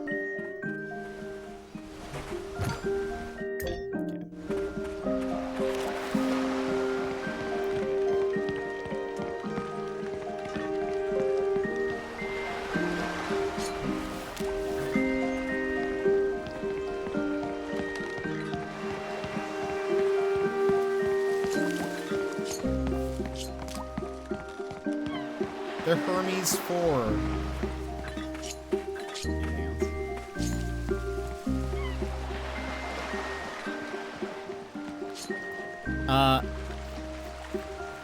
Astrobot makes me sad that Sony has that many licenses and IPs, and instead they waste their money on Concord. Can't wait for the Concord episode.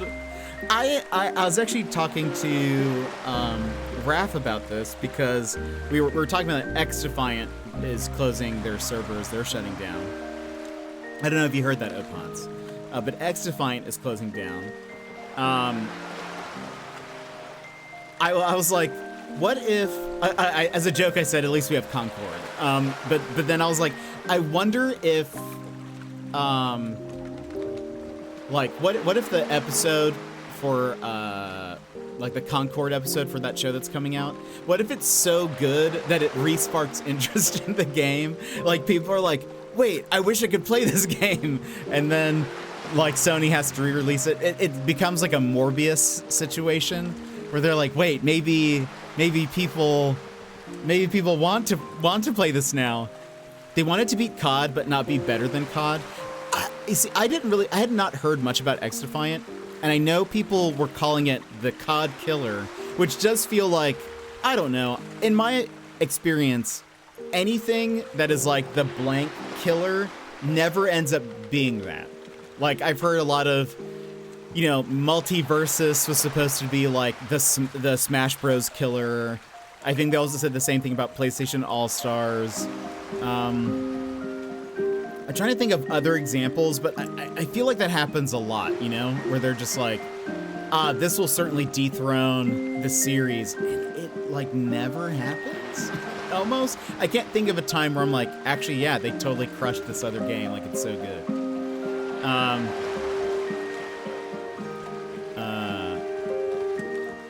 Anyway, yeah, so that'll be interesting. They say it, but never show why they could be better. Yeah. Well, and I mean, even though I'm not a COD fan, I feel like COD will never be overthrown unless Activision just does something terrible. Like, they will have had to. I feel like. I think the only reason that people would stop playing COD is if you find out that it's actually like a. What was that book and movie where they think they're doing simulations, but they're actually like controlling soldiers and killing people? It involves kids as like, they think they're playing a game. What am I thinking of? You guys will know. Somebody in chat knows. Someone's name? Somebody help me. But Gerard Butler, is he in it? I don't remember.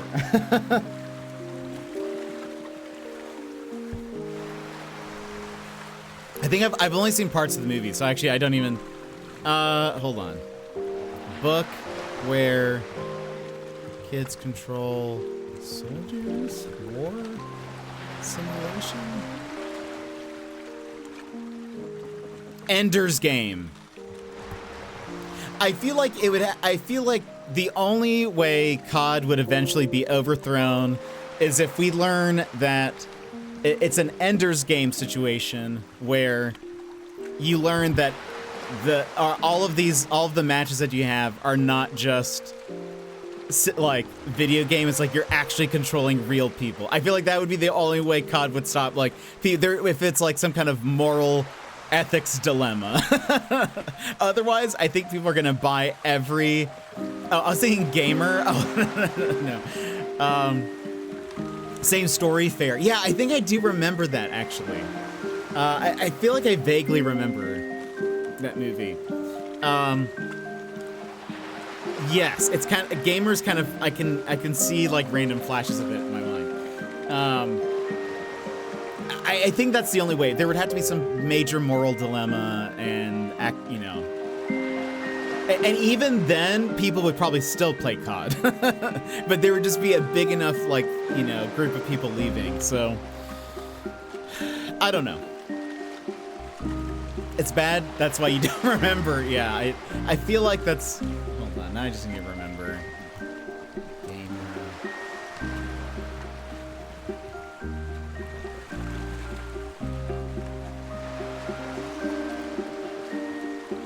Yes. Yes. Yeah. I remember.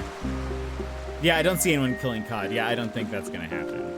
I don't even know, because I mean, okay, I'm not the biggest COD fan, and I haven't even played all of them, but I know people who play COD, you often hear them say, oh, you know, the one from before was a terrible one, or like, you know, these were terrible CODs, but they still sold a ton. Like they, you know, even it also doesn't prevent people from then not buying the next one. It seems people just keep buying them and consuming them and whatever.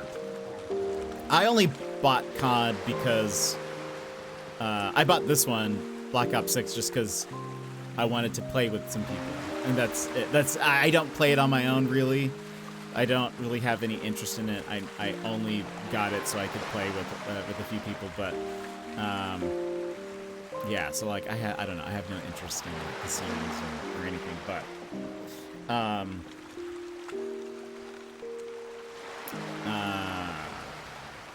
anyway, yeah. Oh, so yeah, X-Defiant, COD Killer, blah blah blah blah blah.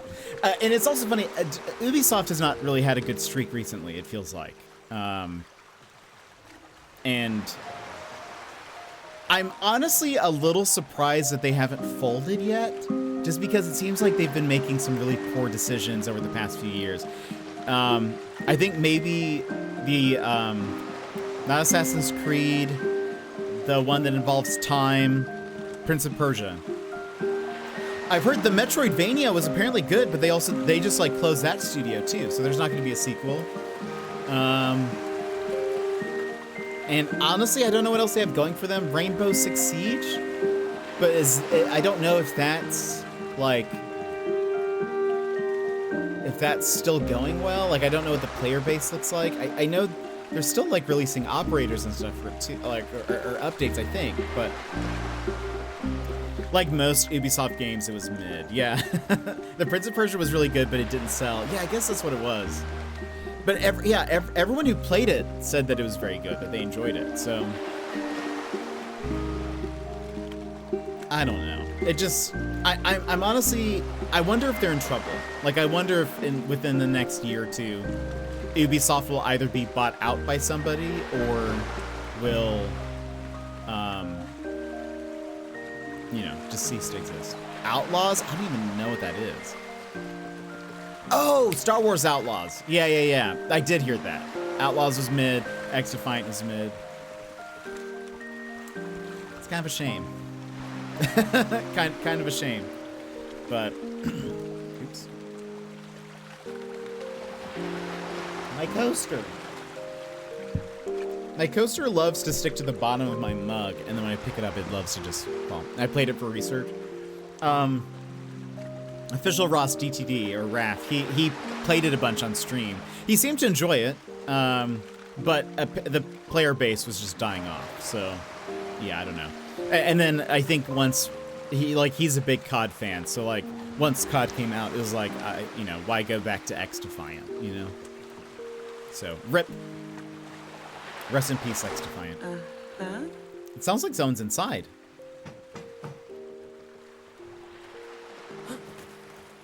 I don't know what voice I want to do for this character. I don't open my door to strangers after dark. Come back in the morning. That's going to be a terrible voice for him. Each islander has a daily routine. When you make new friends, check the Ambrosia decks for their timetable. Alex is drenched and exhausted. Find somewhere sheltered to rest until morning. Probably going to redo his voice. I'm going to change his voice by the next day. Like this Marvel game, I would say it could 100% just smash Overwatch. I am curious about that. I know, like, today it's release day? Or was it this week? Wait, not this week. No, it is this week.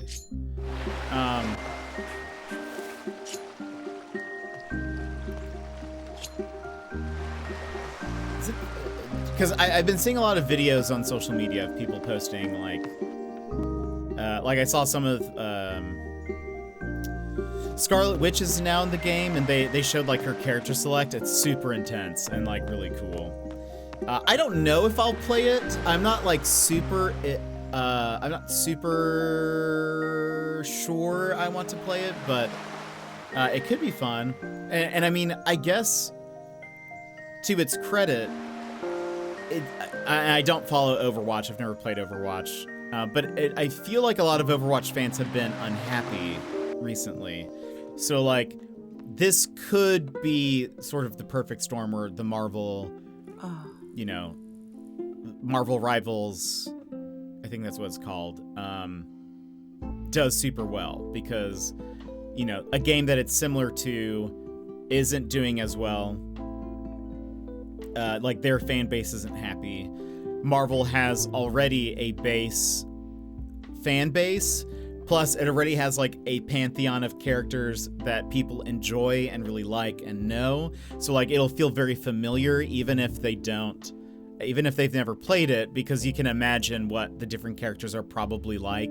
So you don't really need to, it's not like if you've never played Overwatch and you started playing, you don't know any of the characters. You could assume what some of them are like, you know, like, a big character, you know, they might be very melee focused, I guess, or like, you know, their abilities might be melee-ish, or they might be able to, you know, jump far, or you see the cowboy and you can kind of be like, okay, I can maybe guess what their, you know, his abilities are.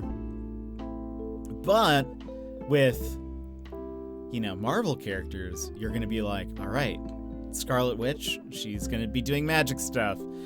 She can probably fly around, I bet. You know, the Hulk, he can leap, he can do that.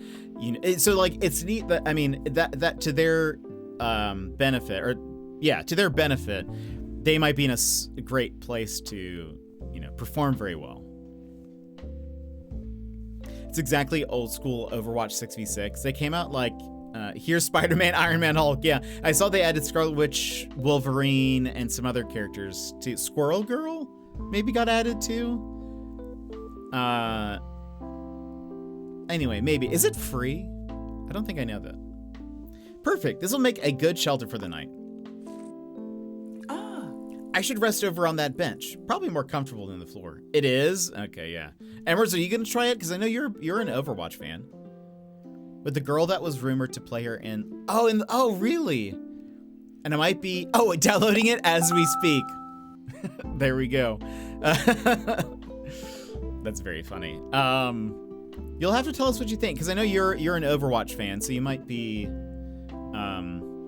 you might have a good insight into if you think it's fun and comparing it to Overwatch.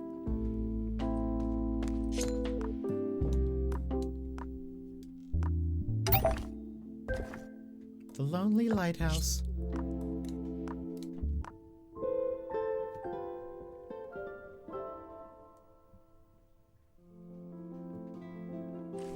I love the visuals in this game. Like, the style. Like, it's kind of cartoonish, but also not, if you know what I mean.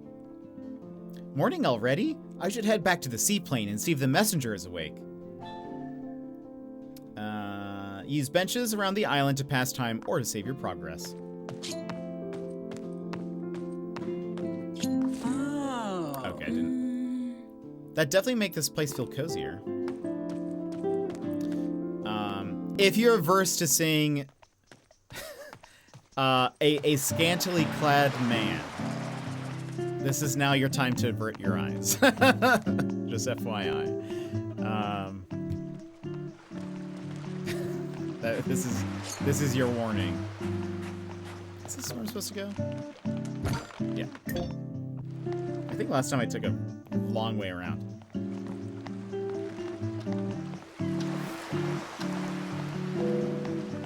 There he is. Hermes. Oh, there we go. Hi. Hi. Excuse me, are you the messenger? Huh? What do you want? I've been shipwrecked and there's nothing for you. There's nothing for you here. You should leave. Please calm down. I just need your help. I got stranded here by a huge storm. I need to find a way home. I can't stay in that cold, abandoned lighthouse forever. Oh, I'm sorry. I thought you were one of the others. This is lost. I don't remember what they look like. I just know that they're dangerous and I can't trust them.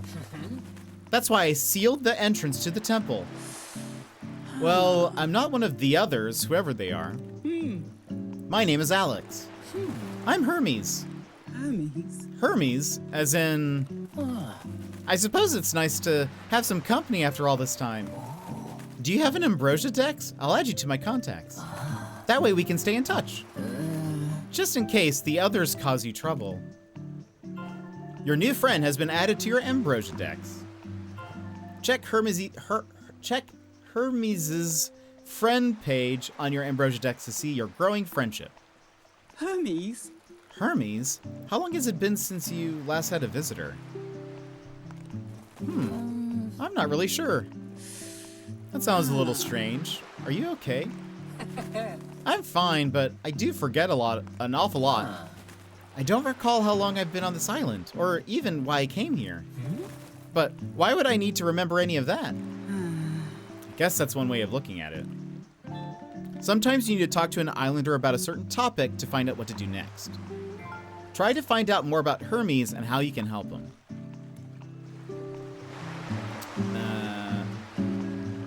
Oh, okay. Oh, interesting. About themselves. Tell me more about yourself, Hermes. I like to sit on the beach and watch the sunrise. That's all? Well, no. I like feeding the island's seabirds as well. Yeah. That's actually really lovely, but people usually have more to say. Like where they grew up or what they do for work. I don't remember any of that. Huh? Nothing at all? No. Strange. You mentioned the others. Who are they? There are other people on this island. At least they look like people, but I think there's something else. I try to stay away from them, and you should too. It makes me nervous just thinking about them. Can we talk about something else? Do you think I can get off the island on that seaplane? It's seen better days. Honestly, I have no idea how long it's been out here for. But I've lived in it long enough to know it isn't functional anymore. Maybe there are others on the island who can help? Maybe, but what if they ask a terrible price? Like your soul? Also, I don't know if I would stay in a seaplane that has been decommissioned, you know? Or like you think can't fly. For some reason that feels just more not safe to make it your home, but you know, teach their own. Also, I can't swim, so that's maybe why. Do you like birds, Alex? Sure do. I even have a bird feeder in my garden at home. That's great. Could I ask you for a small favor? Of course. Could you help me take care of the gulls around the island? I like to feed them when I go running, but there's just so many of them. Right. Sure. I need to look around anyway. Thank you, Alex. Take these dried dates. The birds seem to love them. There are only a few left, but I'm sure I can find something else if you run out. I've marked where the birds are on your map. Each islander needs a different favor. Get friend points for Hermes by feeding the gulls. The golden fruit that grows here, is it safe to eat? Of course, ambrosia fruit is safe. It's incredibly delicious. You should collect it. I have some things I'd be willing to swap for it when we know each other better. The Oracle gave me something she called an Ambrosia dex. What do you use it for, Hermes? These days, I use mine to keep organized. Before the other islanders, I used them to contact each other, but now we don't talk. Alex, I'm so pleased that you like birds too. Don't let them hassle you though. Just one treat for each of them is plenty. Thanks, Hermes. Swap fruit? I see you've been collecting those delicious ambrosia fruits. When we know each other better, maybe we can swap some fruit. Your friend level needs to be higher before an islander will swap ambrosia fruit with you. Okay. Okay, fine. Can I go inside your home? Hey, stop right there. You can't just go barging into someone's home like that. Okay, fine. If you say so.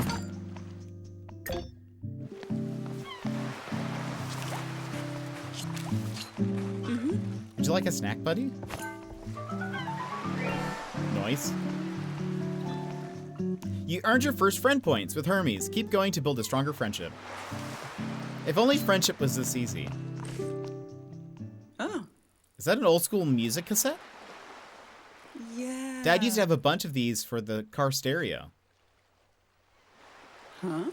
Doesn't look like anyone here wants it. Ooh. Maybe I'll start a collection of my own. Serenity cassette. Time to unwind and take in the surroundings. 16 songs.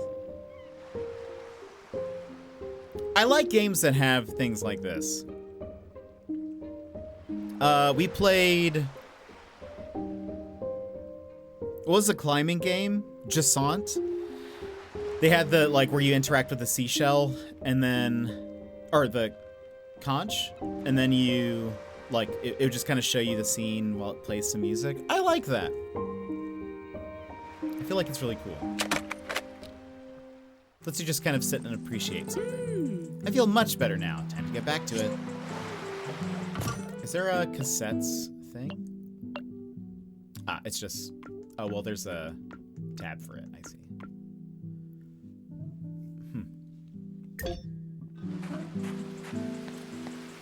Alright, let's go feed some burbs. And then we'll take our first, or another ad break. There's a burb by our house.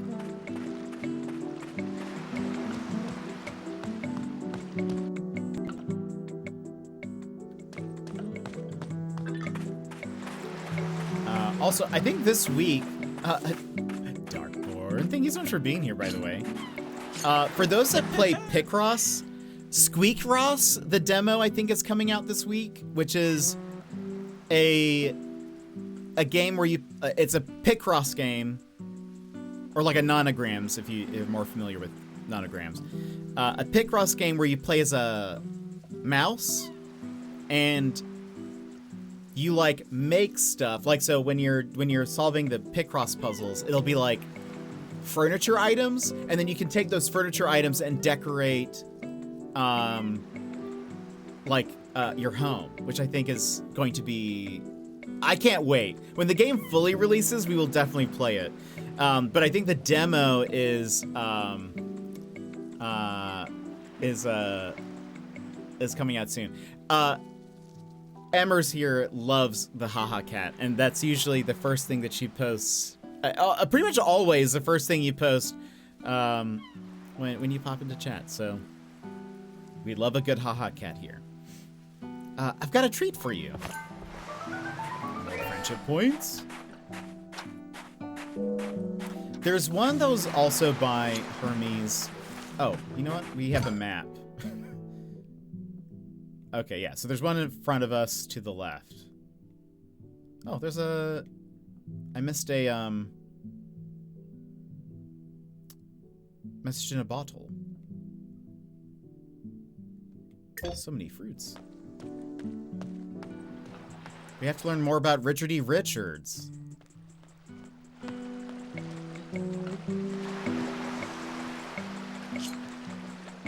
I like this guitar. Did it go? Okay, yeah. Here you are. Hi, little burb. Would you like a snack, buddy? Should I go get? Yeah. Let's go get that message in a bottle. So I guess I should be collecting this fruit. I assume I'm gonna just need a lot of it. I wonder what we can trade.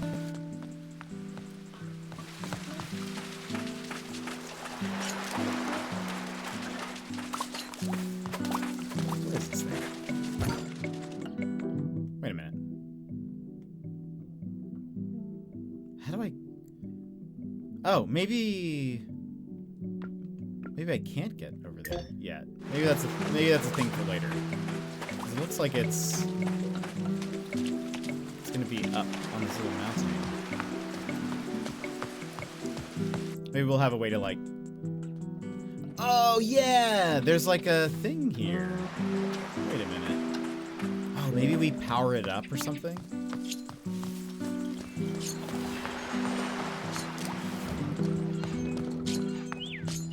Yeah. Can't get across it. Okay. Good to know. Good to know that's there.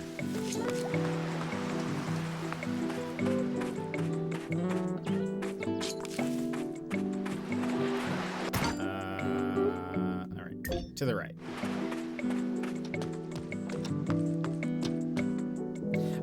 I love that there have been sort of a resurgence. Resurgence? Maybe, I don't know if it's a resurgence, actually. There's been a boom in cozy games and like more relaxing experiences, and I'm all for that. And this is very cozy. You look hungry. Here you are. That's the last of these snacks. I should check if Hermes has more food for the birds. Huh. Looks like my Ambrosia decks can receive messages too. Hey Alex, thanks for helping me helping with my birds. Can you swing by the seaplane? Wonder what Hermes wants. I should go see him. Friendship level 1. Well, you've reached the friend points total for this friend level. Well done. Maybe I have to go talk to them and then we increase. We're gonna play ads now, and then we'll be back here in a couple minutes. So if you need a stand up, stretch, etc., now is a perfect time to go do so. I'll also play the Osvent calendar video again when we come back. So you have an extra minute or two. But all right, friends, we'll see you here in just a second. BRB. Take this pause to rejuvenate. Stand, stretch, hydrate. We will be back in just a few moments.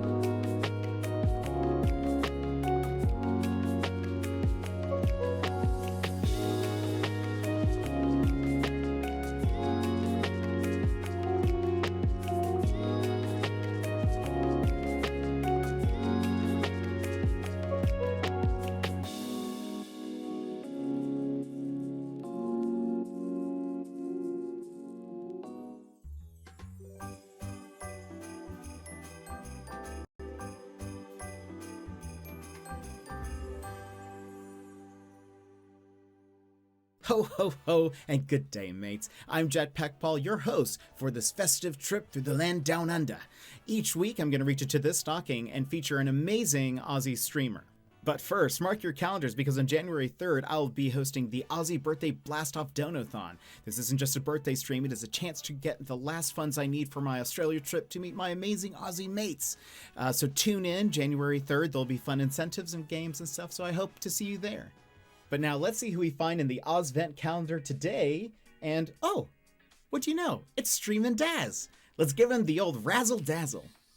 If you love cozy gaming, big laughs, and a dog that's cuter than Santa's reindeer, well, then you're gonna adore Daz's streams. He left the corporate life and traded spreadsheets for pro gaming feats, and now has a Twitch channel that's all about fun, community, and a little bit of chaos. From Satisfactory to Phasma to Final Fantasy, Daz knows how to keep things fun. But of course, we can't go on without mentioning a good boy who'd even make Rudolph jealous. It's Ralph.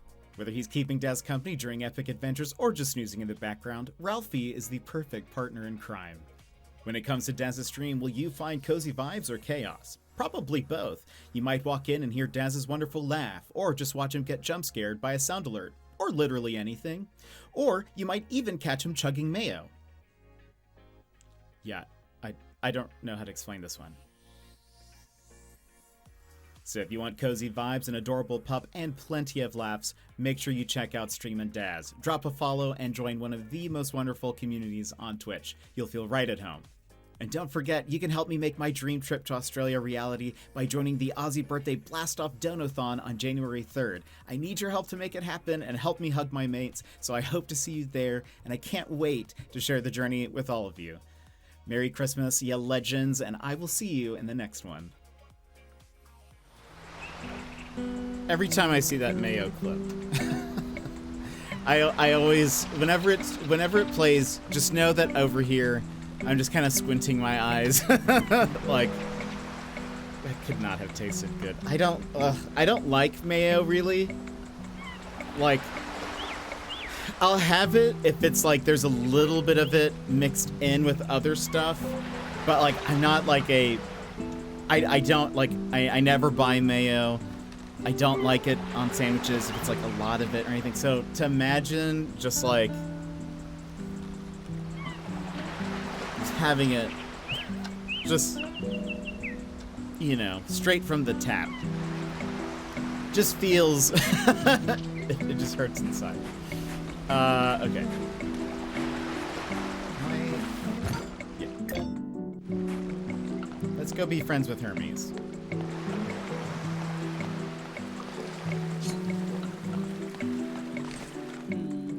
The seaplane looks pretty old. I doubt it can still fly. We should hijack it. Alex, thanks for coming over. Thank you. I know you have a lot on your plate right now, but, so I'm grateful for the help. I want to do something for you in return. Hermes! Hermes, you don't have to. I found some firewood for your lighthouse camp. There's no reason for you to be uncomfortable while we find you a way home. It'll only take me a second to get the fire set up. Wait here.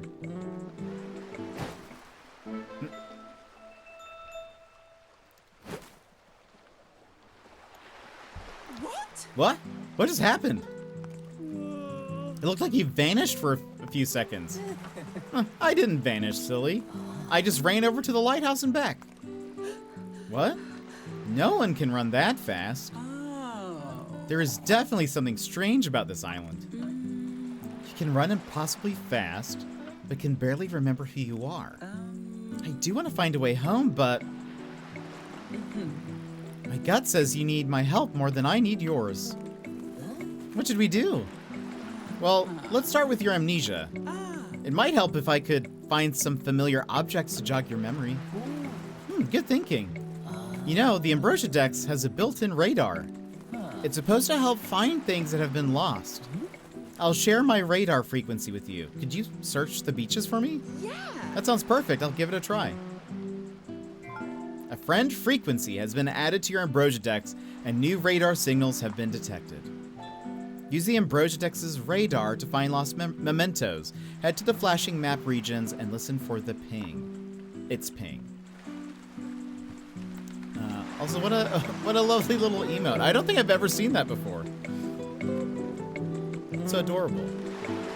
By the way, Darkborn, what kind of games do you play? What kind of games do you like? So tired all of a sudden, I'm gonna give up and just go to sleep now, even though it's only 7:30. Oh my goodness. I hope you get some good sleep. I mean, I know you wake up early, so hopefully you're able to you know, wake up. I mean, I'm sure you'll be able to wake up on time, but I hope you don't like wake up in the middle of night or something. But Sassy, have a good one. I hope you have a good Friday, and then you'll have the weekend. So I hope you have a good day tomorrow. Are you sure uncovering my memories is gonna help? What if I don't remember anything useful? Something strange is going on, and I think that's a good place to start. Wait. TGTF? Good night, Sassy. If you say so. Hopefully finding some familiar objects will help. I'll listen out for the ping of the Ambrosia deck's radar as I explore. Oh, thank God, tomorrow's Friday. Oh, right, yeah, because it's, yeah. Yeah, because today's Thursday. Right. I forget how time works. You said that means I'm near one of your lost mementos, right? Right. Good luck, Alex, and thank you. Reese, I don't have any food left for the birds. That doesn't surprise me. They're a hungry bunch. I'll look around for something else to give them while you search for my mementos. Okay, Hermes, thanks. So how can I level up?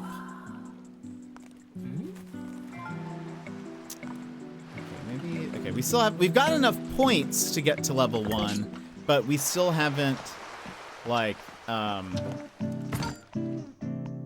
unlocked level 1. So that must be, hold on. The question marks? I guess that those are the mysteries? Or wait, no, the flashing areas. Yeah. You're not in Australia yet. My brain is. The part of my brain that remembers time is and processes time. That part's already there for some reason. What's that? Okay. Oh, my Ambrosia Dex's radar is beeping. I should follow the signal. Wow. Maybe I'll find something to help jog Hermes' memory.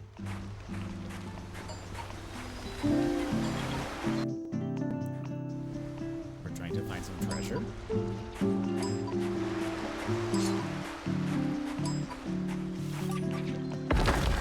A hidden door.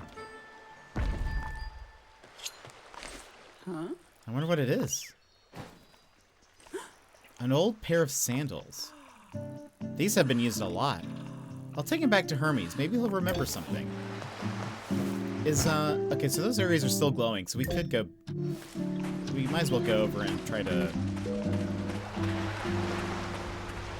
we go over here? Yeah, we did. Might as well pop on over and see if, we can get those other stuff now. What's that down by the shore? I think something's been washed up. Is it me?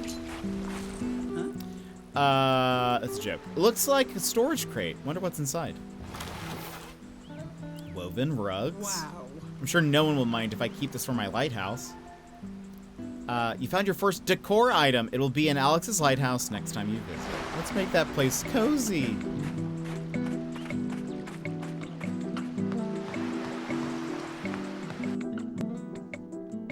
Love a good cozy time. Hello. Hello. Hello there.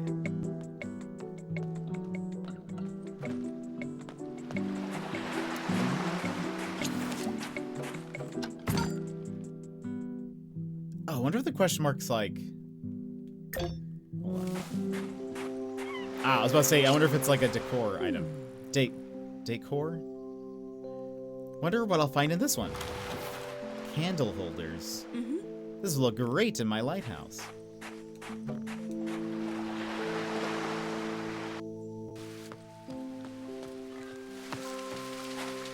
So they're supposed to be...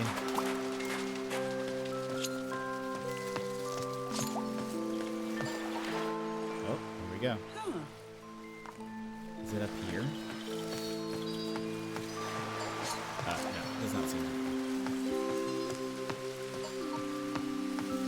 This is a nice song too.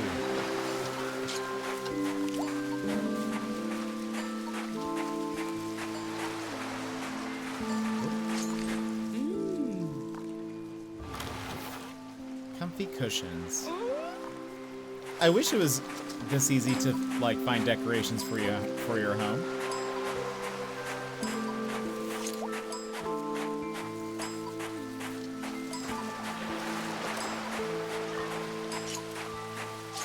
Oh, we're getting closer.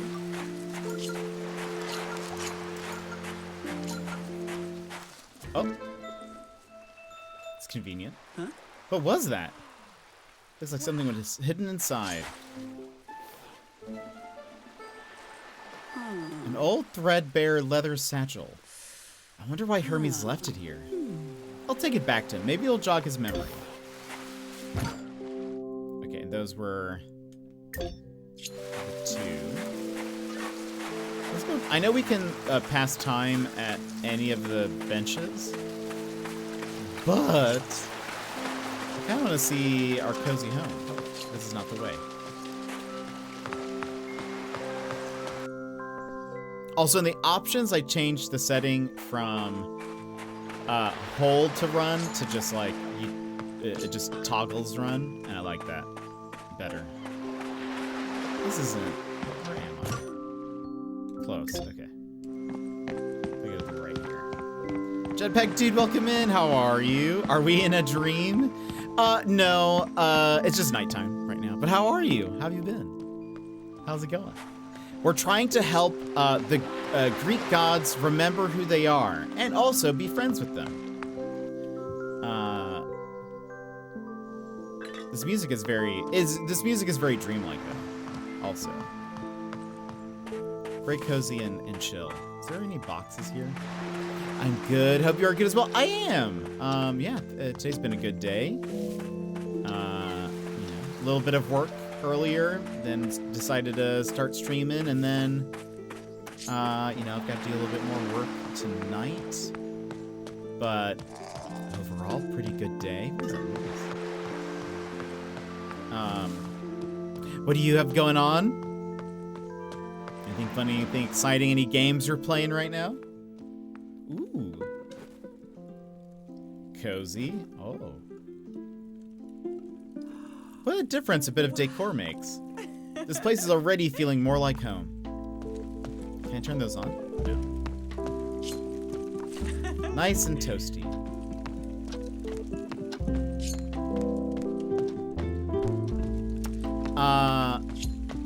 Okay, so the limited time on the emotes means that there is a limited time to get them, but you have them forever.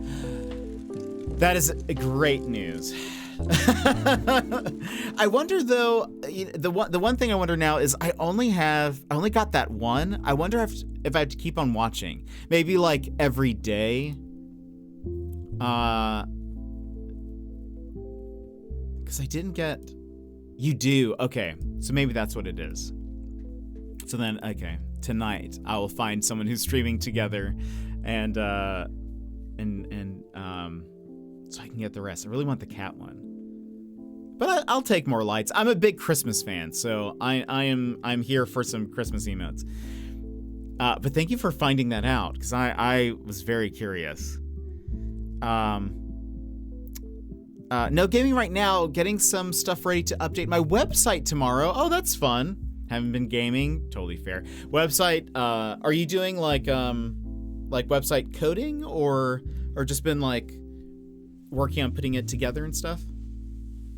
I used to do some like web, a long time ago, some web development things, but it's more basic stuff.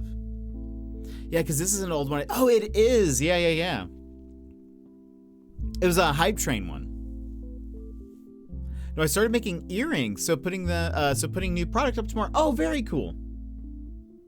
Very, very neat. Okay, so you're like, Squarespace is my advanced coding. No, totally fair. Honestly, I feel like, oh, is it not? Oh, weird. For some reason I thought it was a Hype Train one. I use for my website. I use Wix. I use Wix. I could like build my own website, and at some point I was like considering it, and then I was like, why would I go through all of that effort when like I'm like my website's gonna be more of like a peripheral thing. It's not super important to to anything. I should just use a platform like Squarespace or like Wix or some of the other stuff. So I was like, no. So yeah, I'm totally. I think if you don't have to do super advanced stuff, just get something that's easy to put together. I was prepping IG post today. I heard Wix is good for stores. I've never used it for its like commerce stuff, but I know it has it. Sorry. Yeah, I hear ya. I put mine to lit.link. I don't know what that is. Yeah, Nightbot will just bop any links. Sorry about that.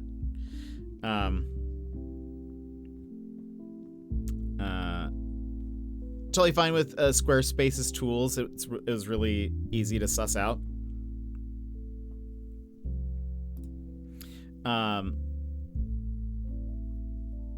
Yeah, it's lit.link is a JP site like Linktree. Oh yeah. It does. Oh, and you don't have to apologize. Nightbot is just very aggressive. Oh, but yeah, okay. Yeah. I use Linktree. There's Card, right? With 2 A's. I've thought about switching over to that. I don't know what if there's that much benefit. I know you can customize it more, I think. Oh, it's 2 R's. There we go. Yeah, thank you. I was like, I know there's a double letter in there. Yeah, I didn't. I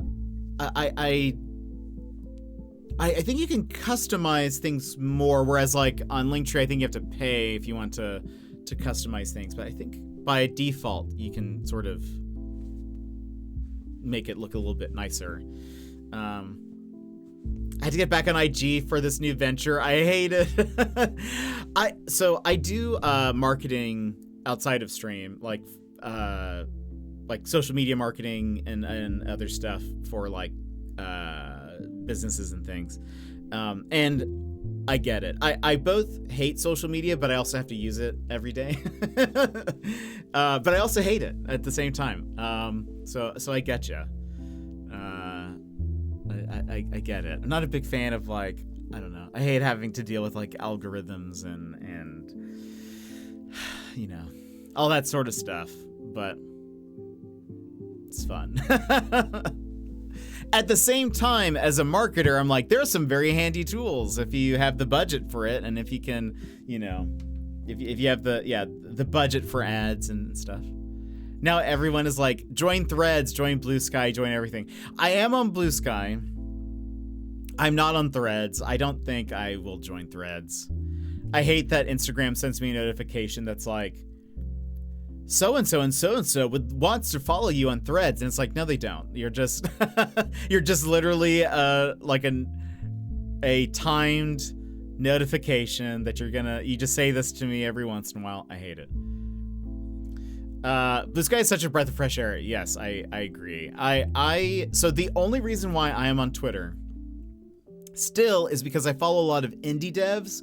Like I love following indie games. I've been following Mythwrecked for a very long time, and one of the lead devs, Alex, he's been awesome to follow. He shows a lot of like behind the scenes process stuff, like how they made some of the models and all that kind of stuff, and it's really cool. And I follow a lot of other indie developers on there, and it seems currently that a lot of the indie developers are most active on Twitter. A lot of them have now been moving over to Blue Sky, and I'm very happy about that, because I feel like once enough of them have started to be like, okay, Blue Sky is where I need to go, this is where I can share stuff, this is where I can promote stuff. Once they start doing that, I will stop using Twitter, basically, because it's the only thing I really use it for. Maybe Blue Sky for Biz. Lots of them are now on Blue Sky. I follow a ton of them there. Yeah, I'm glad that a lot of them have started to shift over. And I'm looking forward to the part where, or to the, point in time where it kind of becomes a default assumption that like, if I'm making a game or if I'm a developer, I can connect with other devs and stuff on Blue Sky. And I think that's why a lot of them have stuck with Twitter, is because they either have a following already there, or, they want to network with other developers, and that's, so they end up just all kind of staying stuck there. But like, Alex, the lead dev of Mythwrecked, he was actually even sharing on Twitter, like, just to show you some engagement differences, and he showed that like one of his posts got a ton more engagement on Blue Sky than it did on Twitter.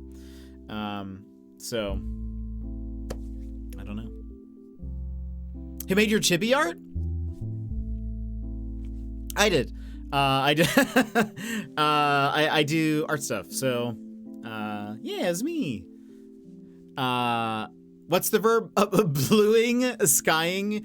I don't know if they have. Thank you. I appreciate it. Yeah, I do like. I do all of my emotes. I have done other people's emotes and stuff.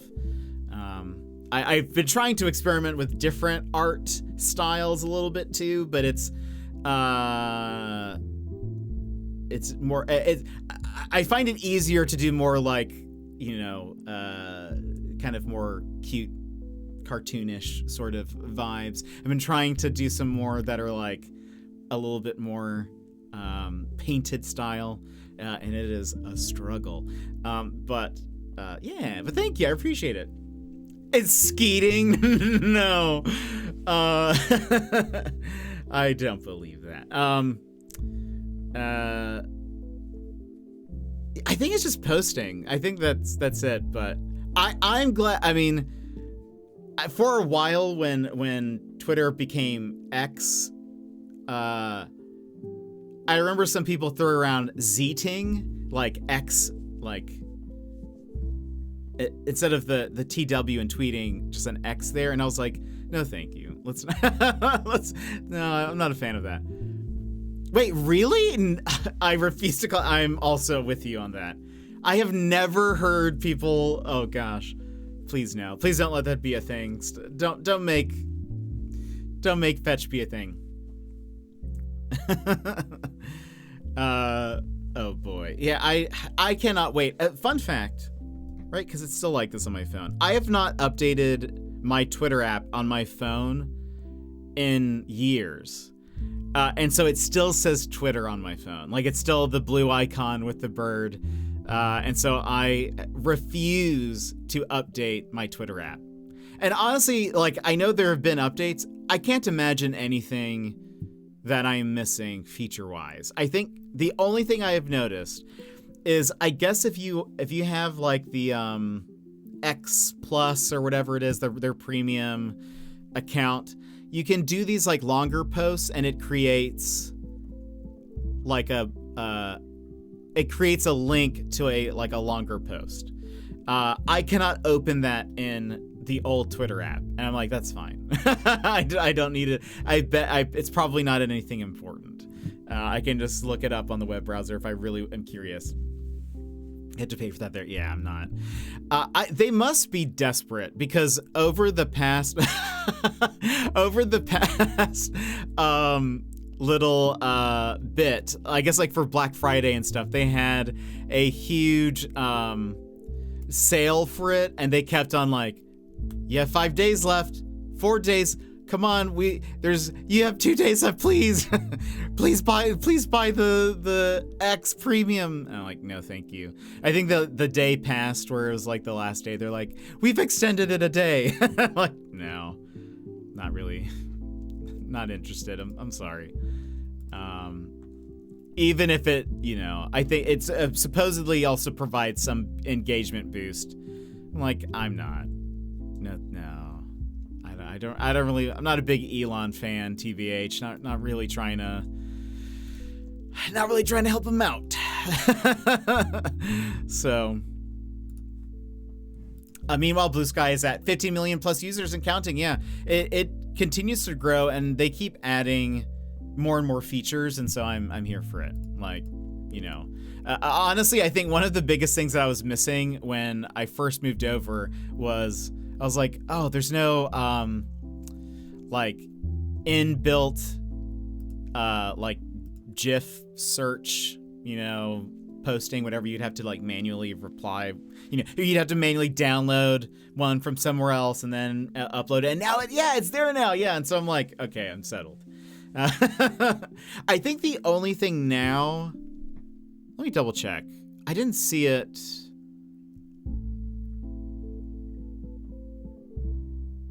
There's no bookmarking, right? Like, you can't bookmark a post. Yeah, I don't think they don't have like a bookmark or like a save feature. I think that it's in feeds. Okay, I haven't really looked at feeds very much. All the feeds you've saved. Oh, right in one place. I really should take a look more at feeds. I haven't really explored it much. I know like you can subscribe to other people's feeds, and I've thought about doing that because I know people make some that have like, here are a bunch of indie devs.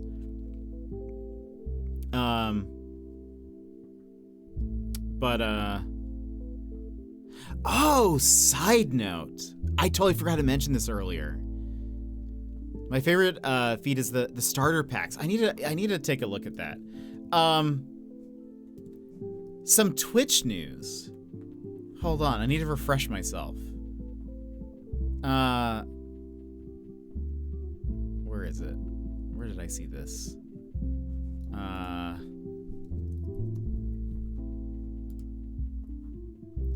I'll be very curious to see.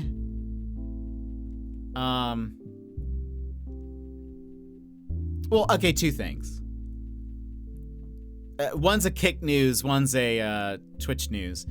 So I guess for Kick, I've never been interested in Kick. Actually, I've never like watched even a stream on there. Supposedly they had a one of their like main selling points was that you kept VODs forever.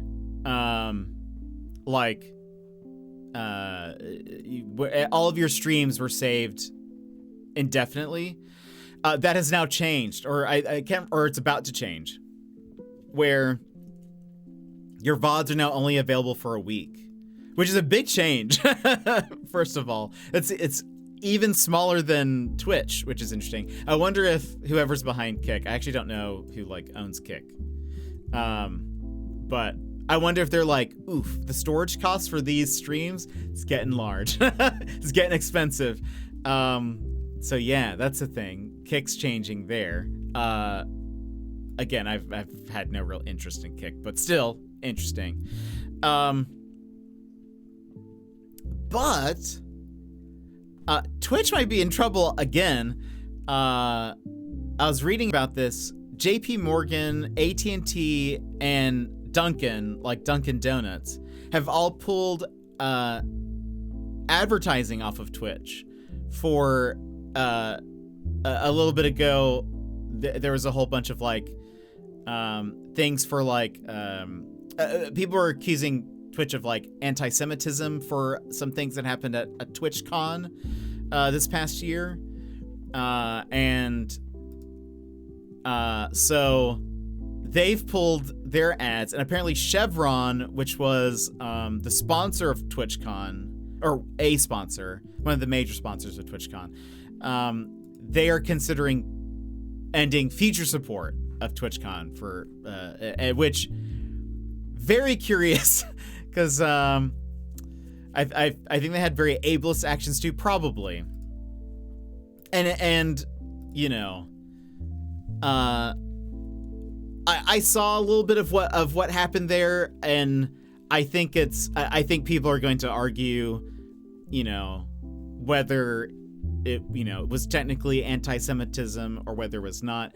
My thought on it is, was it appropriate at all? Probably not. Whether you think it is or not, I think at any point I'm just like, this seems like a weird I don't. It just seems kind of just like an inappropriate thing that they were doing in general. So, anyways, I feel like, I mean, Twitch is already having some money issues, it seems. So the fact that these major companies that have been advertising, you know, are pulling, that doesn't seem good. I am very curious, like, I mean, granted, they're backed by Amazon, which has so much money, but like, I'm sure, you know, Amazon doesn't want to fund Twitch forever if it just ends up being, you know, a major drain on their funds. But I wonder what would happen. Again, I've said if suddenly one day you guys log on to Twitch and it's just closed, you'll find me on YouTube. I'll just use my VOD account to start streaming on there. So for some reason we get separated. Granted, we have a Discord, but if we get separated, just look for me on YouTube. But yeah, kind of odd. And I mean, yeah, Twitch doesn't make like smart decisions, and you know, as a company, they make, you know, poor decisions all the time. But anyway, very curious to see what happens if they're gonna be in trouble. So there was like a month or two ago, there were a few partners, I think. I don't know if everyone was affected, but I think I remember a few partners were saying something about either not being paid or parts. They were not receiving funding of a certain type. So maybe if it was like, maybe they were getting their subs funded, but any of the funds that would have come from ads were not being paid to them, until kind of a few people started talking about it, and then all of a sudden, like, Twitch then like fixed that issue. Anyway, behind the scenes stuff. It's very I'm sure it'll be fine. Sure sure nothing will go wrong. It's past time. Just one day the site's gonna be closed. Also, is this a thing? What is this? No. Okay. That kind of looks like something like we would be able to interact with. Because, like, what are those squares? Because it looks like there's empty squares to be filled in. Anyway. Okay, so we got Hermes's mementos. Which, good movie, by the way, Memento. If you've never seen Memento. Secret! Welcome in, Secret. How are you? How is India? How's it going? Hope you're having a good one. It's super early over there. Right? So much good food. I bet. I was actually looking at, there's a place in town that I've never been to, but they have chicken tikka masala. And I was like, what if I got chicken tikka masala? This is last night. I was like, what if I got chicken tikka masala for dinner? Didn't end up getting it. It was also $25. That's part of the reason why I didn't get it. I was like, that better be some dang good chicken masala. So yummy. So much shopping, I bet. Sag paneer. Don't know if I said the first word right. I literally went to a place just serves a single kind of sandwich. You don't order anything. You just say you want a sandwich. Ooh, what kind of sandwich? I feel like Indian food is seasoned so well. I love it. Just like the taste of it is just so good. At least everything that I've had has been just delicious. I still haven't had, we've talked about this before. Oops. Oh gosh. Ignore that. Apparently if I hit the F key, it goes straight to that. That's wild.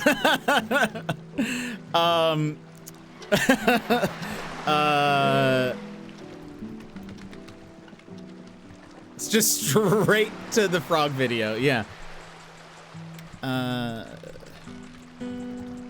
What am I thinking of? Biryani. I've still yet to have biryani, and I want some. It looks very good. Paneer, potato, vegetables, cheese, and this, like, creamy sauce. That sounds delicious. Lamb biryani, yeah. I've never had it, but I've heard very good things. That has what's that spice that's super expensive? I believe it's red, and it's usually in like little strips, sort of. You guys know what I'm talking about. I think biryani has that. Saffron. Yeah, saffron. I'm pretty sure, right? Am I wrong? Maybe I'm wrong. Does it?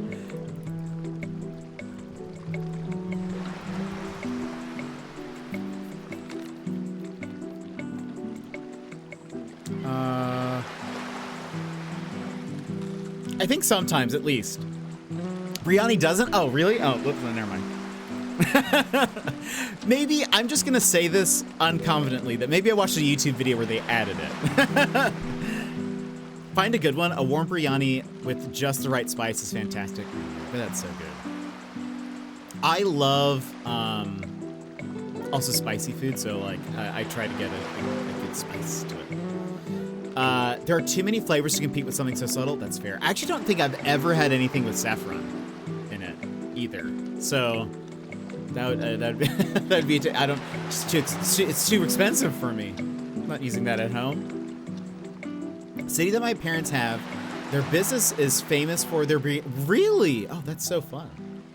Just ate and now I want hamburger. I'm so sorry. We talk a lot about food here. And it just, I feel like every stream I end up getting hungry. Like, you know what would be good? So many things. I was actually thinking about the food that I saw at this one place. It's called, hold on. What's the name of this place?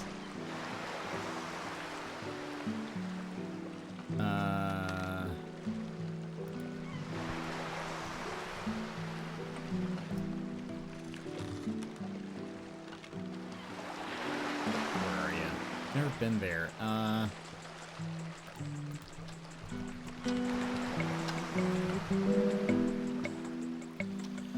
Help me. It's not, I don't know why it's not showing it to me anymore. Maybe it's closed right now. Maybe that's why. Anyway, their menu looked so good. And I was like, oh gosh, I want some of it so bad. Now I'm thinking about it again. They also had this at that same place. They also had Turkish Delight, which I love. I love me some Turkish Delight.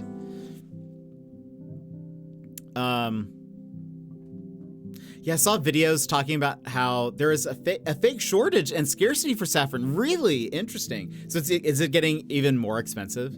Because food is the best. It is the best. I love good tasting food. I was talking to somebody once. This is a long time ago.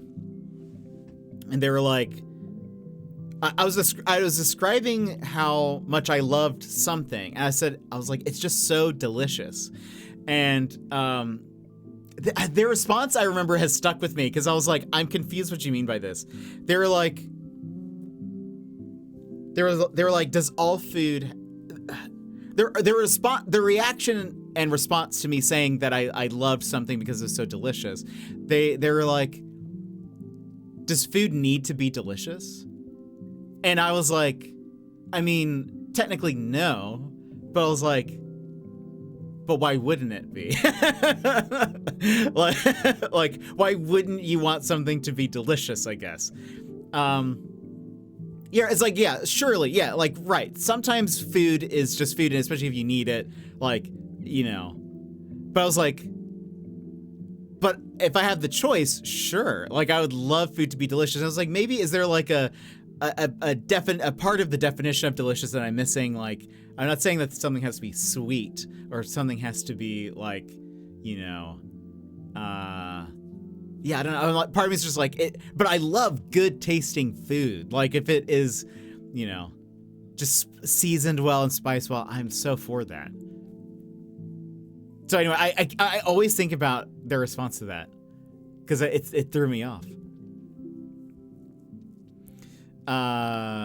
So they can gouge the pricing out. Oh goodness, it was already expensive. Interesting. I get confused when I see saffron rice the same price as normal rice, and I'm like, isn't that stuff scarce? Get a biryani and then a side of something squishy like sag paneer. I will also consume naan, just straight up. You don't. I mean, I will use it to eat like tikka masala or something, but just, you know, feed it to me. I'll eat it. Then I feel fancy eating saffron rice. Yeah, you should feel fancy. They talked about they treat saffron like diamonds, which also had a false scarcity. You know what? True. Food absolutely needs to be delicious. That's what I think. The city we are in has this shopping district that has different sections. Cloth market, aluminum pots and pans, an entire section for signs. On the jewelry road, all the jewelry shops close at 7-ish, and then the street gets flooded by street vendors. That sounds so wonderful. Like that sounds like such a neat, you know, thing to experience. I had a turon the other night. Well, 3. That is a Filipino dessert. A banana wrapped in a thing dough, fried, then covered it in a sugar syrup. That sounds tasty. Also, hi, all back later. Gotta walk the boy. Enjoy the walkies, Daz. I hope you have a good one. Retreats to the shadows. Enjoy. My local place makes a stuffed naan called kulcha, and it is still flatbread but filled with spicy cauliflower. That would be interesting. I'm not the biggest cauliflower fan, but I do love naan, and I do like spicy things, so maybe that would be a good combo. Secret pointed me to a good brand of naan to buy, like frozen naan. I can't remember what it's called now, but I've gotten it before, multiple times now. And they also have like a, I typically would get the big package of like garlic naan, but then they would have these smaller, you are perceived, they have these smaller packs of like, I think it's like stuffed naan with cheese, maybe some like onions or something, and then maybe some spinach. And it tastes so good. So whenever I would get that, I would maybe just have it for like as like a small breakfast or something, just something really quick. Just throw that in the oven, and then it's so good. Deep, is that what it's called? So good. So good. I haven't had it in a bit. There's only one market in town. Anchorage is very small. There's only one market in town that I'm pretty sure sells it. So like, and they're kind of out of the way. So I don't go there super often, but I don't know. I need to go back. I've actually thought about, because I'll be spending Christmas alone. I thought about either getting pizza again, which I do. I mean, pizza's my favorite food for the new people. I love pizza so much. Also, Anchorage, where I live, has the highest grossing non-chain pizza restaurant in the United States called Moose's Tooth, and it's very delicious. So it's like good pizza. So I thought about having pizza again, or thought about making some chicken tikka masala for Christmas, and then getting like some naan and stuff. I feel like that would also be very good. So I don't know yet, but they make the best, and it's the same brand that Indian people buy when they're lazy. That's perfect. That's how you know it's good. You have like 15 Indian restaurants according to Google Maps. We do actually have quite a few, but there's only like one market, like one like food market that sells like Asian food pretty much. There's one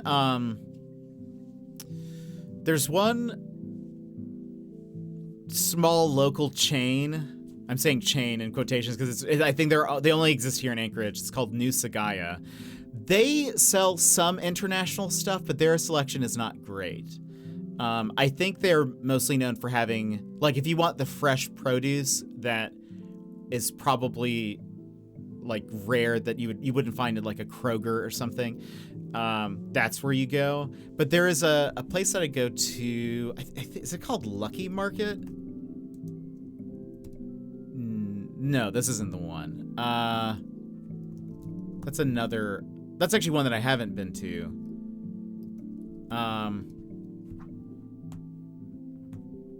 Where are you? Maybe it's New Central Market? Anyway, they're the place that I go to for that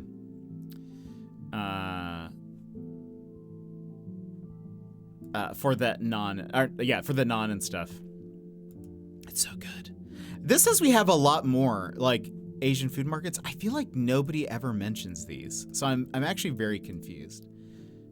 Like, I've never even heard of this. Anyway. Yak and Yeti. Yes, I do. Yak and Yeti is delicious. Why does the description for Capri Pizza say a mix between Thai and Indian fusion? I have never been to Capri Pizza. I have not heard great things about it. But I have gone to the Yak and Yeti. Very delicious food. I think I had tikka masala there. They also have this spiced chai that is so good. I have actually for 1 year, I had a friend who he moved away. His family lives here, and so he comes back for Christmas. That was like his favorite thing from Yak and Yeti, and like he loved it. And so for Christmas 1 year, he was having like a little like Christmas party or whatever. I went to Yak and Yeti, and they'll sell you a jug of their spiced chai, and so I brought it for him for Christmas. I got him another gift as well, but he like just drank it all. It's so good. But yeah, Yak and Yeti, big fan. I haven't been there in a hot minute though. I should go back. I think they're technically like Nepalese food.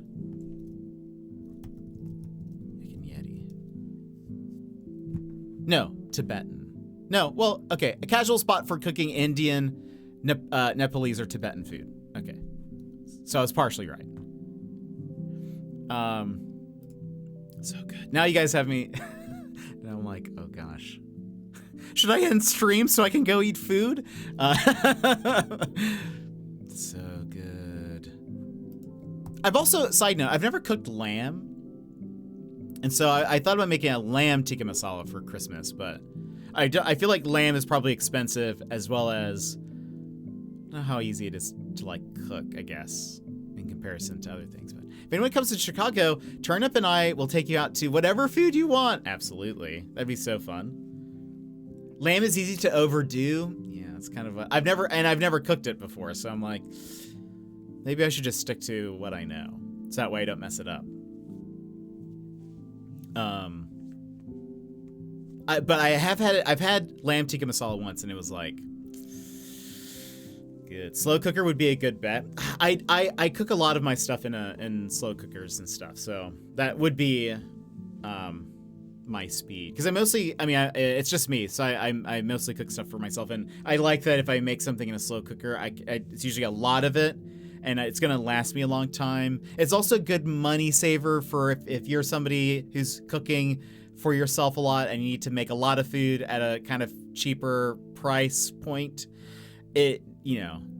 Slow cooker is the way to go, because even though it might be more of a cost up front, because you need to, you're probably getting a bunch of chicken and, veggies or whatever, it stretches for so long that it ends up becoming just like dollars per meal. Like, so it might just be like at most $2 to $3 per each meal that you have, because it'll last you a while. So, because yeah, when if I make white chicken chili, which is delicious, I should make that soon. If I make white chicken chili in my slow cooker, it'll last me, if I'm eating 2 meals a day with it, it'll still last me like, you know, almost 2 weeks. So it's like enough that you're like, I can freeze some of this and just use it later or whatever, but excellent. I do love a good white chicken chili. Slow cookers unite. Yeah, love it. I frequent the slow cooking subreddit a lot. There's so many good recipes on there. There's a little bit of fusion that happens along the Nepal-China-Indian border. Indo-Chinese food is something most people don't experience, and it's incredible. I bet that sounds delicious. I bet that sounds delicious. I bet that tastes good. That's what I mean. My thoughts and words got all confused. I bet that'd be so good. So good. I'm imagining like Chinese dishes with a lot of the Indian seasoning. I don't know if that's the fusion part of it, but I almost dropped my controller. But I bet that would be super delicious. Gonna lurk. Thanks for the convo. Absolutely. Thank you so much for being here, lurking and chatting with us. I very much appreciate having you here. And we will probably end soonish. But imagine Chinese takeout with Indian spices. Yes, please. Give me. Give me. Side note, we have to run ads. I won't do the full 3 minutes. I'll do just the minute and a half, because that way it's just 30 minutes and we'll probably end in 30. And so I'll just run the Ozvent calendar ad while we're here. While we're letting the ads play. So we'll BRB and then we'll play this for 30 minutes and then we'll end stream. So, stand up stretch, etc. We'll see you here in a minute and a half. BRB.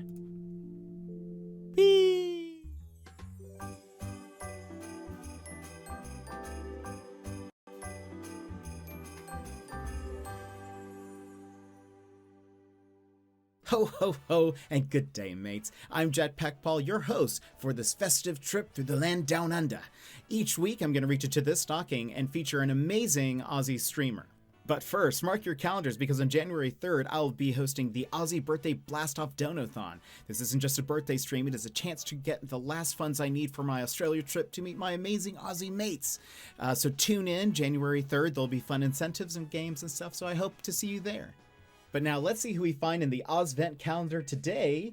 And, oh, what do you know? It's Streamin' Daz. Let's give him the old razzle-dazzle. If you love cozy gaming, big laughs, and a dog that's cuter than Santa's reindeer, well, then you're gonna adore Daz's streams. He left the corporate life and traded spreadsheets for pro gaming feats, and now has a Twitch channel that's all about fun, community, and a little bit of chaos. From Satisfactory to Phasma to Final Fantasy, Daz knows how to keep things fun. But of course, we can't go on without mentioning a good boy who'd even make Rudolph jealous. It's Ralph.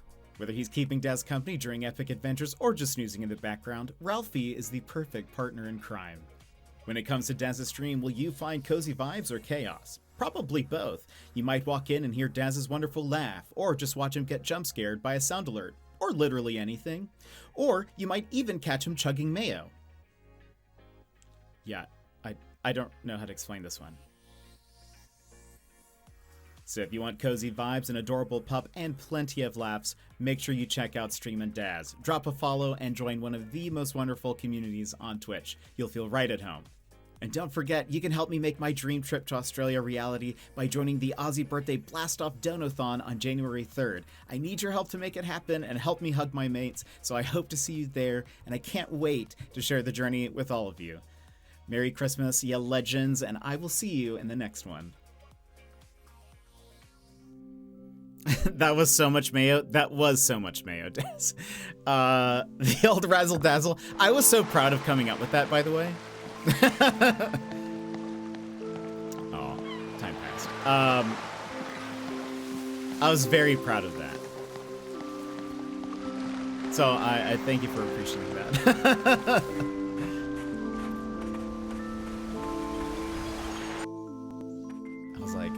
That was actually one of the first things I came up with too. I was like, oh, I gotta say this.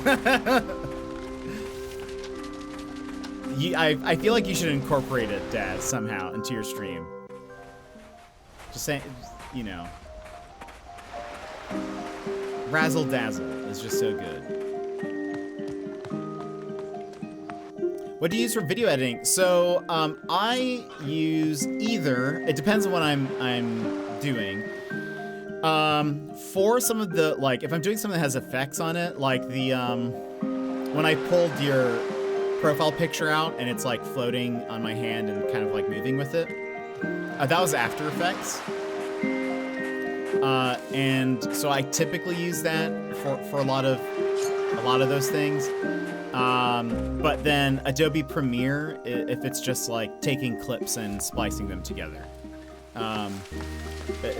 Premiere is a bit more lightweight and easier to use for what you need, what you would need it for if you're just kind of smashing clips together.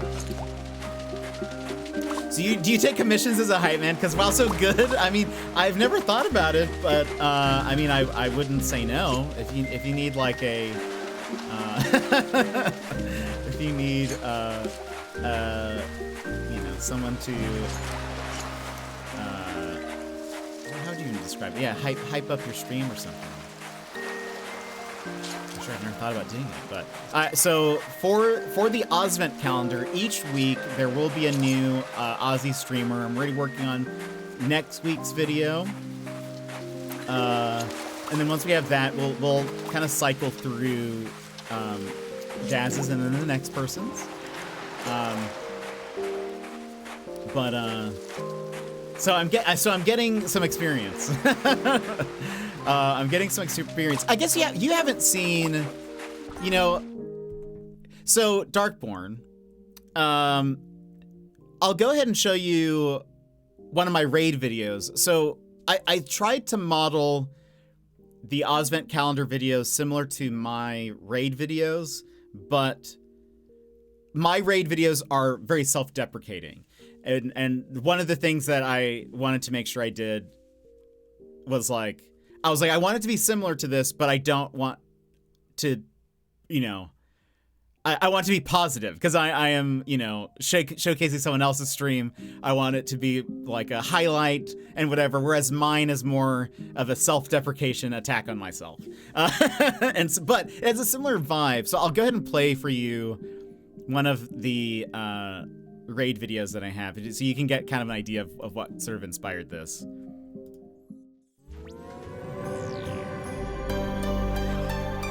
Hi Raiders, I'm Jet, your fourth favorite streamer. Yeah, fourth. The guy you end up with when your favorites are offline and you misclicked my channel. Before we dive in, Snapsicles, this is a family-friendly stream. Please keep your chats cozy and clean or my mods will be on you like a pack of wild pumas. Looking for a triple threat? Gaming, chatting, and looks? Well, let me tell you why I'm called Triple Jet. When it comes to gaming, we dive into puzzles, indie games, RPGs, and mysteries. But the biggest mystery of all will be why you're still watching. Like to chat? Well, we get so derailed it's like we're a train to nowhere. And I'm your conductor, Choo Choo. And when it comes to looks, I am like the solar eclipse, best not to look at. Now, if you want a good streamer, follow the creators I just linked in chat. They will obliterate my stream like a snap from Thanos. Mr. Bezos, I don't feel so good. But if you like the wonderfully wrecked vibe of a beat-up piñata, then you're in the right place. The candy's mostly gone, but we can still keep it sweet. So drop a follow and we'll make this Siesta Fiesta the absolute besta. Got a jet? So that's what I usually play for Raiders, but so I was like, I want something that's like that, where I'm showcasing like, here are some main points of like what you can expect from this channel. But I was like, but I have to be positive. I want to say good things. I want this to be a good experience for everybody, and that way, I don't know. Hopefully people will check out those streams. I've been messing with DaVinci, but it kind of sucks. I have only used DaVinci for like one thing ever. And I found it a little confusing actually. So I never went back to it. Looking forward to seeing who's the next Aussie. We have some good ones in the lineup. Used to use Premiere and After Effects. I miss them, but can't justify their prices anymore. Yeah, Adobe is so expensive. I use it so much for everything else. So that's why I've kept it, but yeah, if I could, not pay them, I would do that. It was a great mix of oof and ha-has. I'm glad you think so. Yeah, it's usually I don't know. It's such my humor to make fun of myself. So yeah, I don't know. But yeah, that was kind of what inspired, you know, the vibe I was going for. But I'm glad it turned out well. I was actually a little bit, when I first started working on it, I was like, I hope this is good. Like, it's, you know, obviously I know my content, like, well enough to make this. So I was like, am I going to be able to, like, put something together, like, and write something that's, like, a good representation of, like, Daz's channel or, like, and the other people's channels? And I feel like I did okay.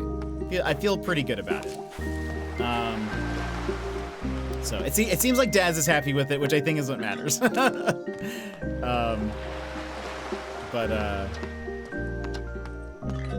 anyway, it's fun. It's fun to put some of that together, and I like edited content. Like, for a hot minute, I did some YouTube videos that were about like comics and stuff, and then just some random topics. But I do very well with scripted things, and like coming up with a scripted joke or that kind of stuff is very fun for me. And then like editing something, if I have like a good inspiration or idea, you know, it's fun for me to kind of put that stuff together. But editing just takes so long. That's why I've enjoyed streaming more. I don't know if I'm as funny or as watchable streaming as I am edited, but, you know, it works. I'm glad that I can kind of put some of these videos together and, you know, hopefully make something. It's epic. Okay, I'm glad that you think so. You were both. Oh, thank you. That's not what I meant to do. I'm trying to get this. Trying to get the fruit.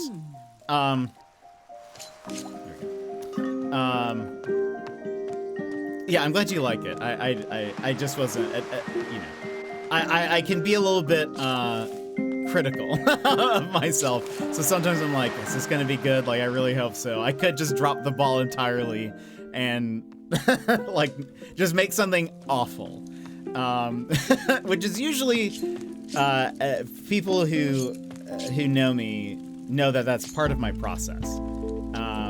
Usually there's a point where I'm like excited. I think the timeline is usually excited about an idea, start working on it, realize or think that it's going to be literally the worst thing that anyone has ever made. That lasts for a long time. Then I hit a point where I'm like, wait, this is actually turning out pretty good. And then I have the energy and drive to finish it, and then it does that. But I'm actually currently working on an art piece that I'm very excited about, but I've been struggling with one part of it, and it, like, to me, I'm like, it has to be perfect. And so, I have hit, like, I'm currently at the point of, like, can I do this? I don't think I can do this. Like, this is gonna look terrible. What if they don't like it? Like that. I'm at that stage. But last night, I kind of had a breakthrough. And so I think I'm good now. I think I've hit that stage where now we're gonna be zooming now, and I'm excited. Not gonna lie, my favorite part was your 4th favorite streamer. Yeah, that's it's actually my bio and everything. I think I've had that as my tagline almost since the start, if not from my first stream, because I tried to. Before I started streaming as a marketing person, I was like, I want to have as much of it like polished as possible. So I like had my about section done. I had I had things good to go. So I think your 4th favorite streamer has been my tagline almost probably since stream number 1, if not like within the first week or two. Because I remember thinking, that's hilarious. And also being like, that's a good expectation to set, I think. You know, like, I'm not out here trying to be your favorite streamer. I'm not going to be. But I can be your 4th. That's something that I can shoot for. That's something tangible. It's a reachable goal. So that's sort of been my, you know, the vibe that I have been striving towards for 4 years. I just like it because Jet needs to know he's like number one. Aw, Daz. Thank you. I just know, you know, there's going to be people who are much better than me. So I'm like, I'll shoot for being someone's, you know, runner up. You got your top 3. I'm the extra. I'm the extra one where it's like nobody else is online. Sure, I'll watch Jet. Or, you know, that. I mean, true, but also it's funny. Yeah, I don't know. Again, that's that sort of self-deprecation that I think is so good. There's an Aussie comedian that I recently found. I think his name is Luke something, or maybe his last name is like Luke. I don't know. But he is not. He doesn't mostly self-deprecate, but yeah, he is a younger guy. But he has some self-deprecation in his jokes, and I love it so much. There was a oh yeah, look at that. Yeah, you see, this is something I animated. Very happy about that. There was he did a joke about, because he was in the UK, and so he did a joke about Eminem, and it was something like in the UK, do you guys call Eminem Smarties? Luke Kidgel, yeah, that's his name. Because I guess they don't have M&Ms in, like, they don't have the candy M&M in the UK. They have something called Smarties. So he made a joke about the rapper Eminem being called Smarties in the UK. And he, like, then continued.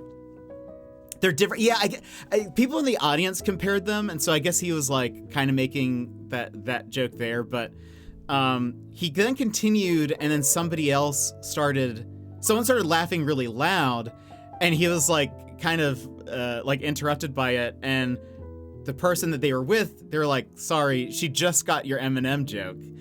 And and he started talking to her, and she was like, English is not my first language. Sorry, my English is bad. And he goes, very quickly, he goes, that's okay, so are my jokes. and I was just like, that is some quick-witted self-deprecation that I really enjoy. Like, that is that's, like, I'm a fan of dry humor. I mean, I'm a fan of all different types of humor, but dry humor for some reason just gets me, and it'll crack me up. So he said that, and I was just like, gosh, this is so good. This is such a good joke. I commented on, because he posted it on, I follow him on Instagram, and he posted that, and I commented with, this is elite level self-deprecation. I love it. I think it's like probably my most liked comment on Instagram ever. I still get notifications about it. I mean, not a high number, but high for me because I don't really comment on things, especially like random videos.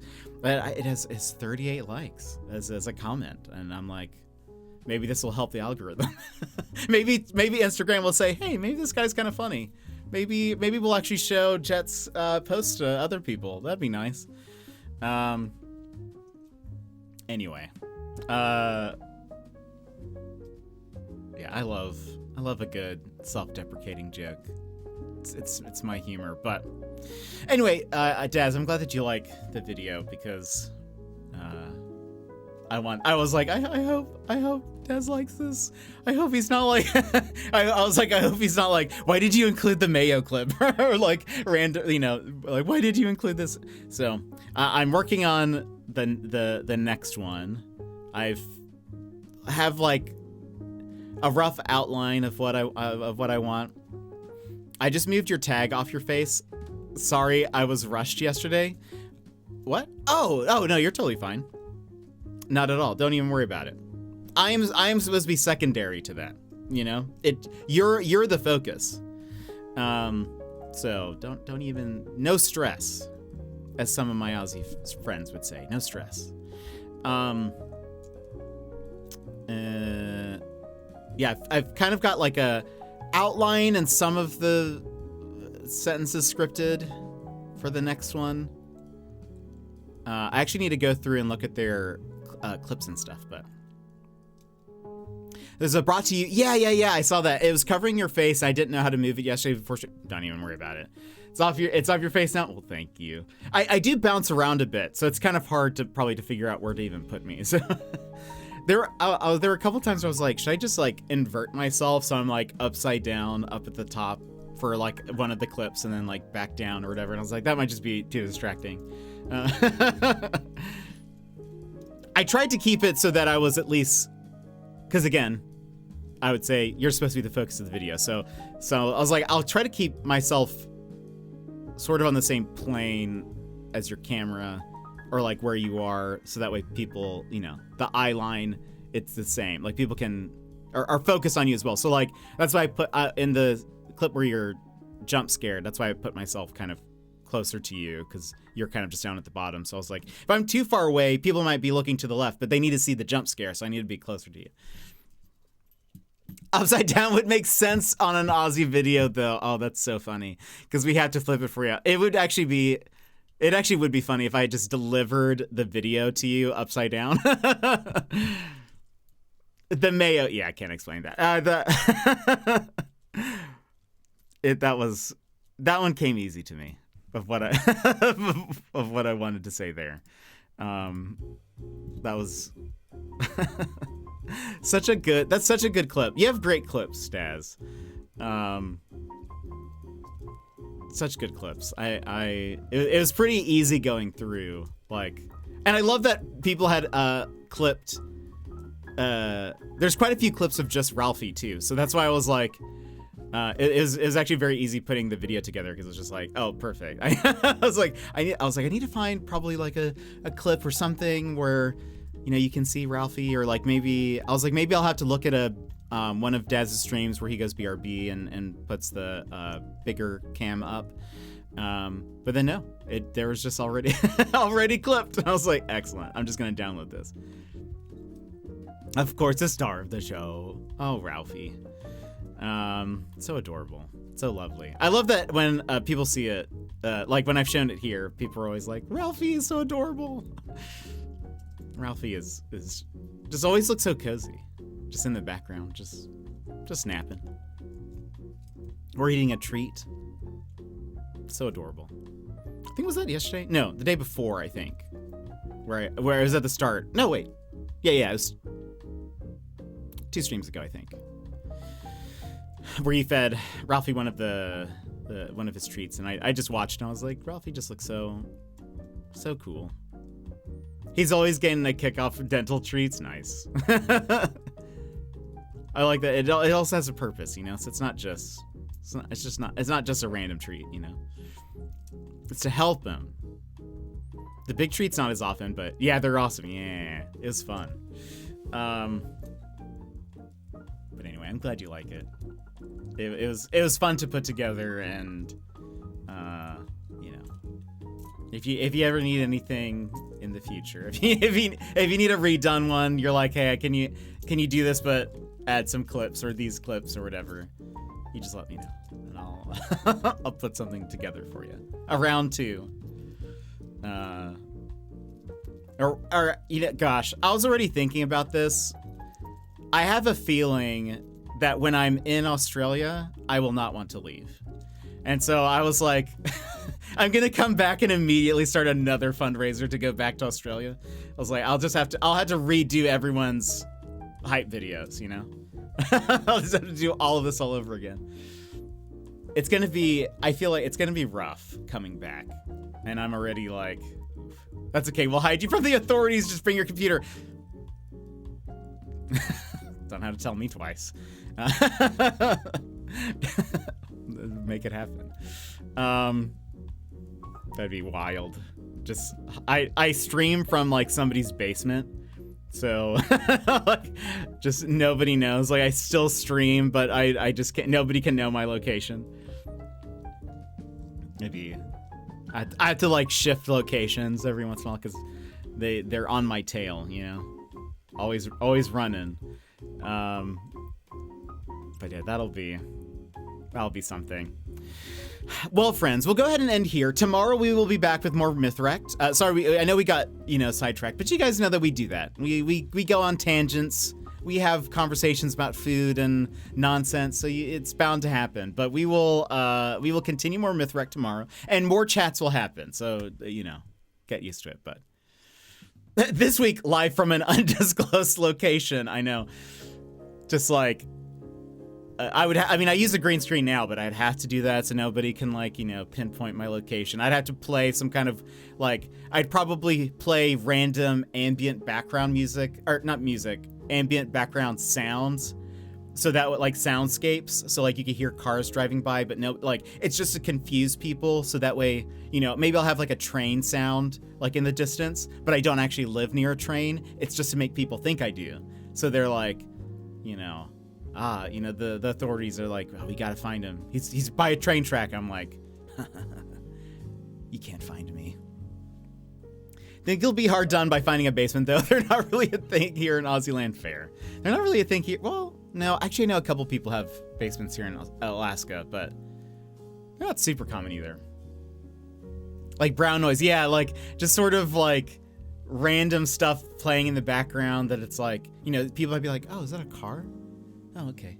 Oh, a motorcycle went by. And then it's yeah, I just have trains and stuff so that a regular train goes by at regular intervals. So that people are like, oh, he lives by a subway or a train or a, something. Just throws everyone off. Ralph in the background so they all think that would actually be very funny. Thanks for the stream video. Of course, you have a fantastic evening. Gotta grab my Uber. Ooh, I hope you have a great day wherever you're headed. But friends, thank you so much for being here. I appreciate you all so much for hanging out with me. Sassy, thank you so much for the 10 stream streak. And Darkborn, thank you so much for following last night. I very much appreciate it. But friends, thank you so much for hanging out with me today. Tomorrow we will be back with more Mythwrecked, so I hope you're enjoying it. I am enjoying the cozy vibes, and it's going to be so wonderful. It's possible we'll do a Saturday stream, but we'll see kind of how things go. I want to get through some games in the next week or two, so part of me is tempted to do a bonus stream. Hope you get that cat emote. Thank you for reminding me. I'm going to go look for a stream together stream right now, so that way I can try to get a hold of one of those emotes. But all right, friends. I hope you guys have a wonderful rest of your day, and I will see you guys again tomorrow. Bye bye.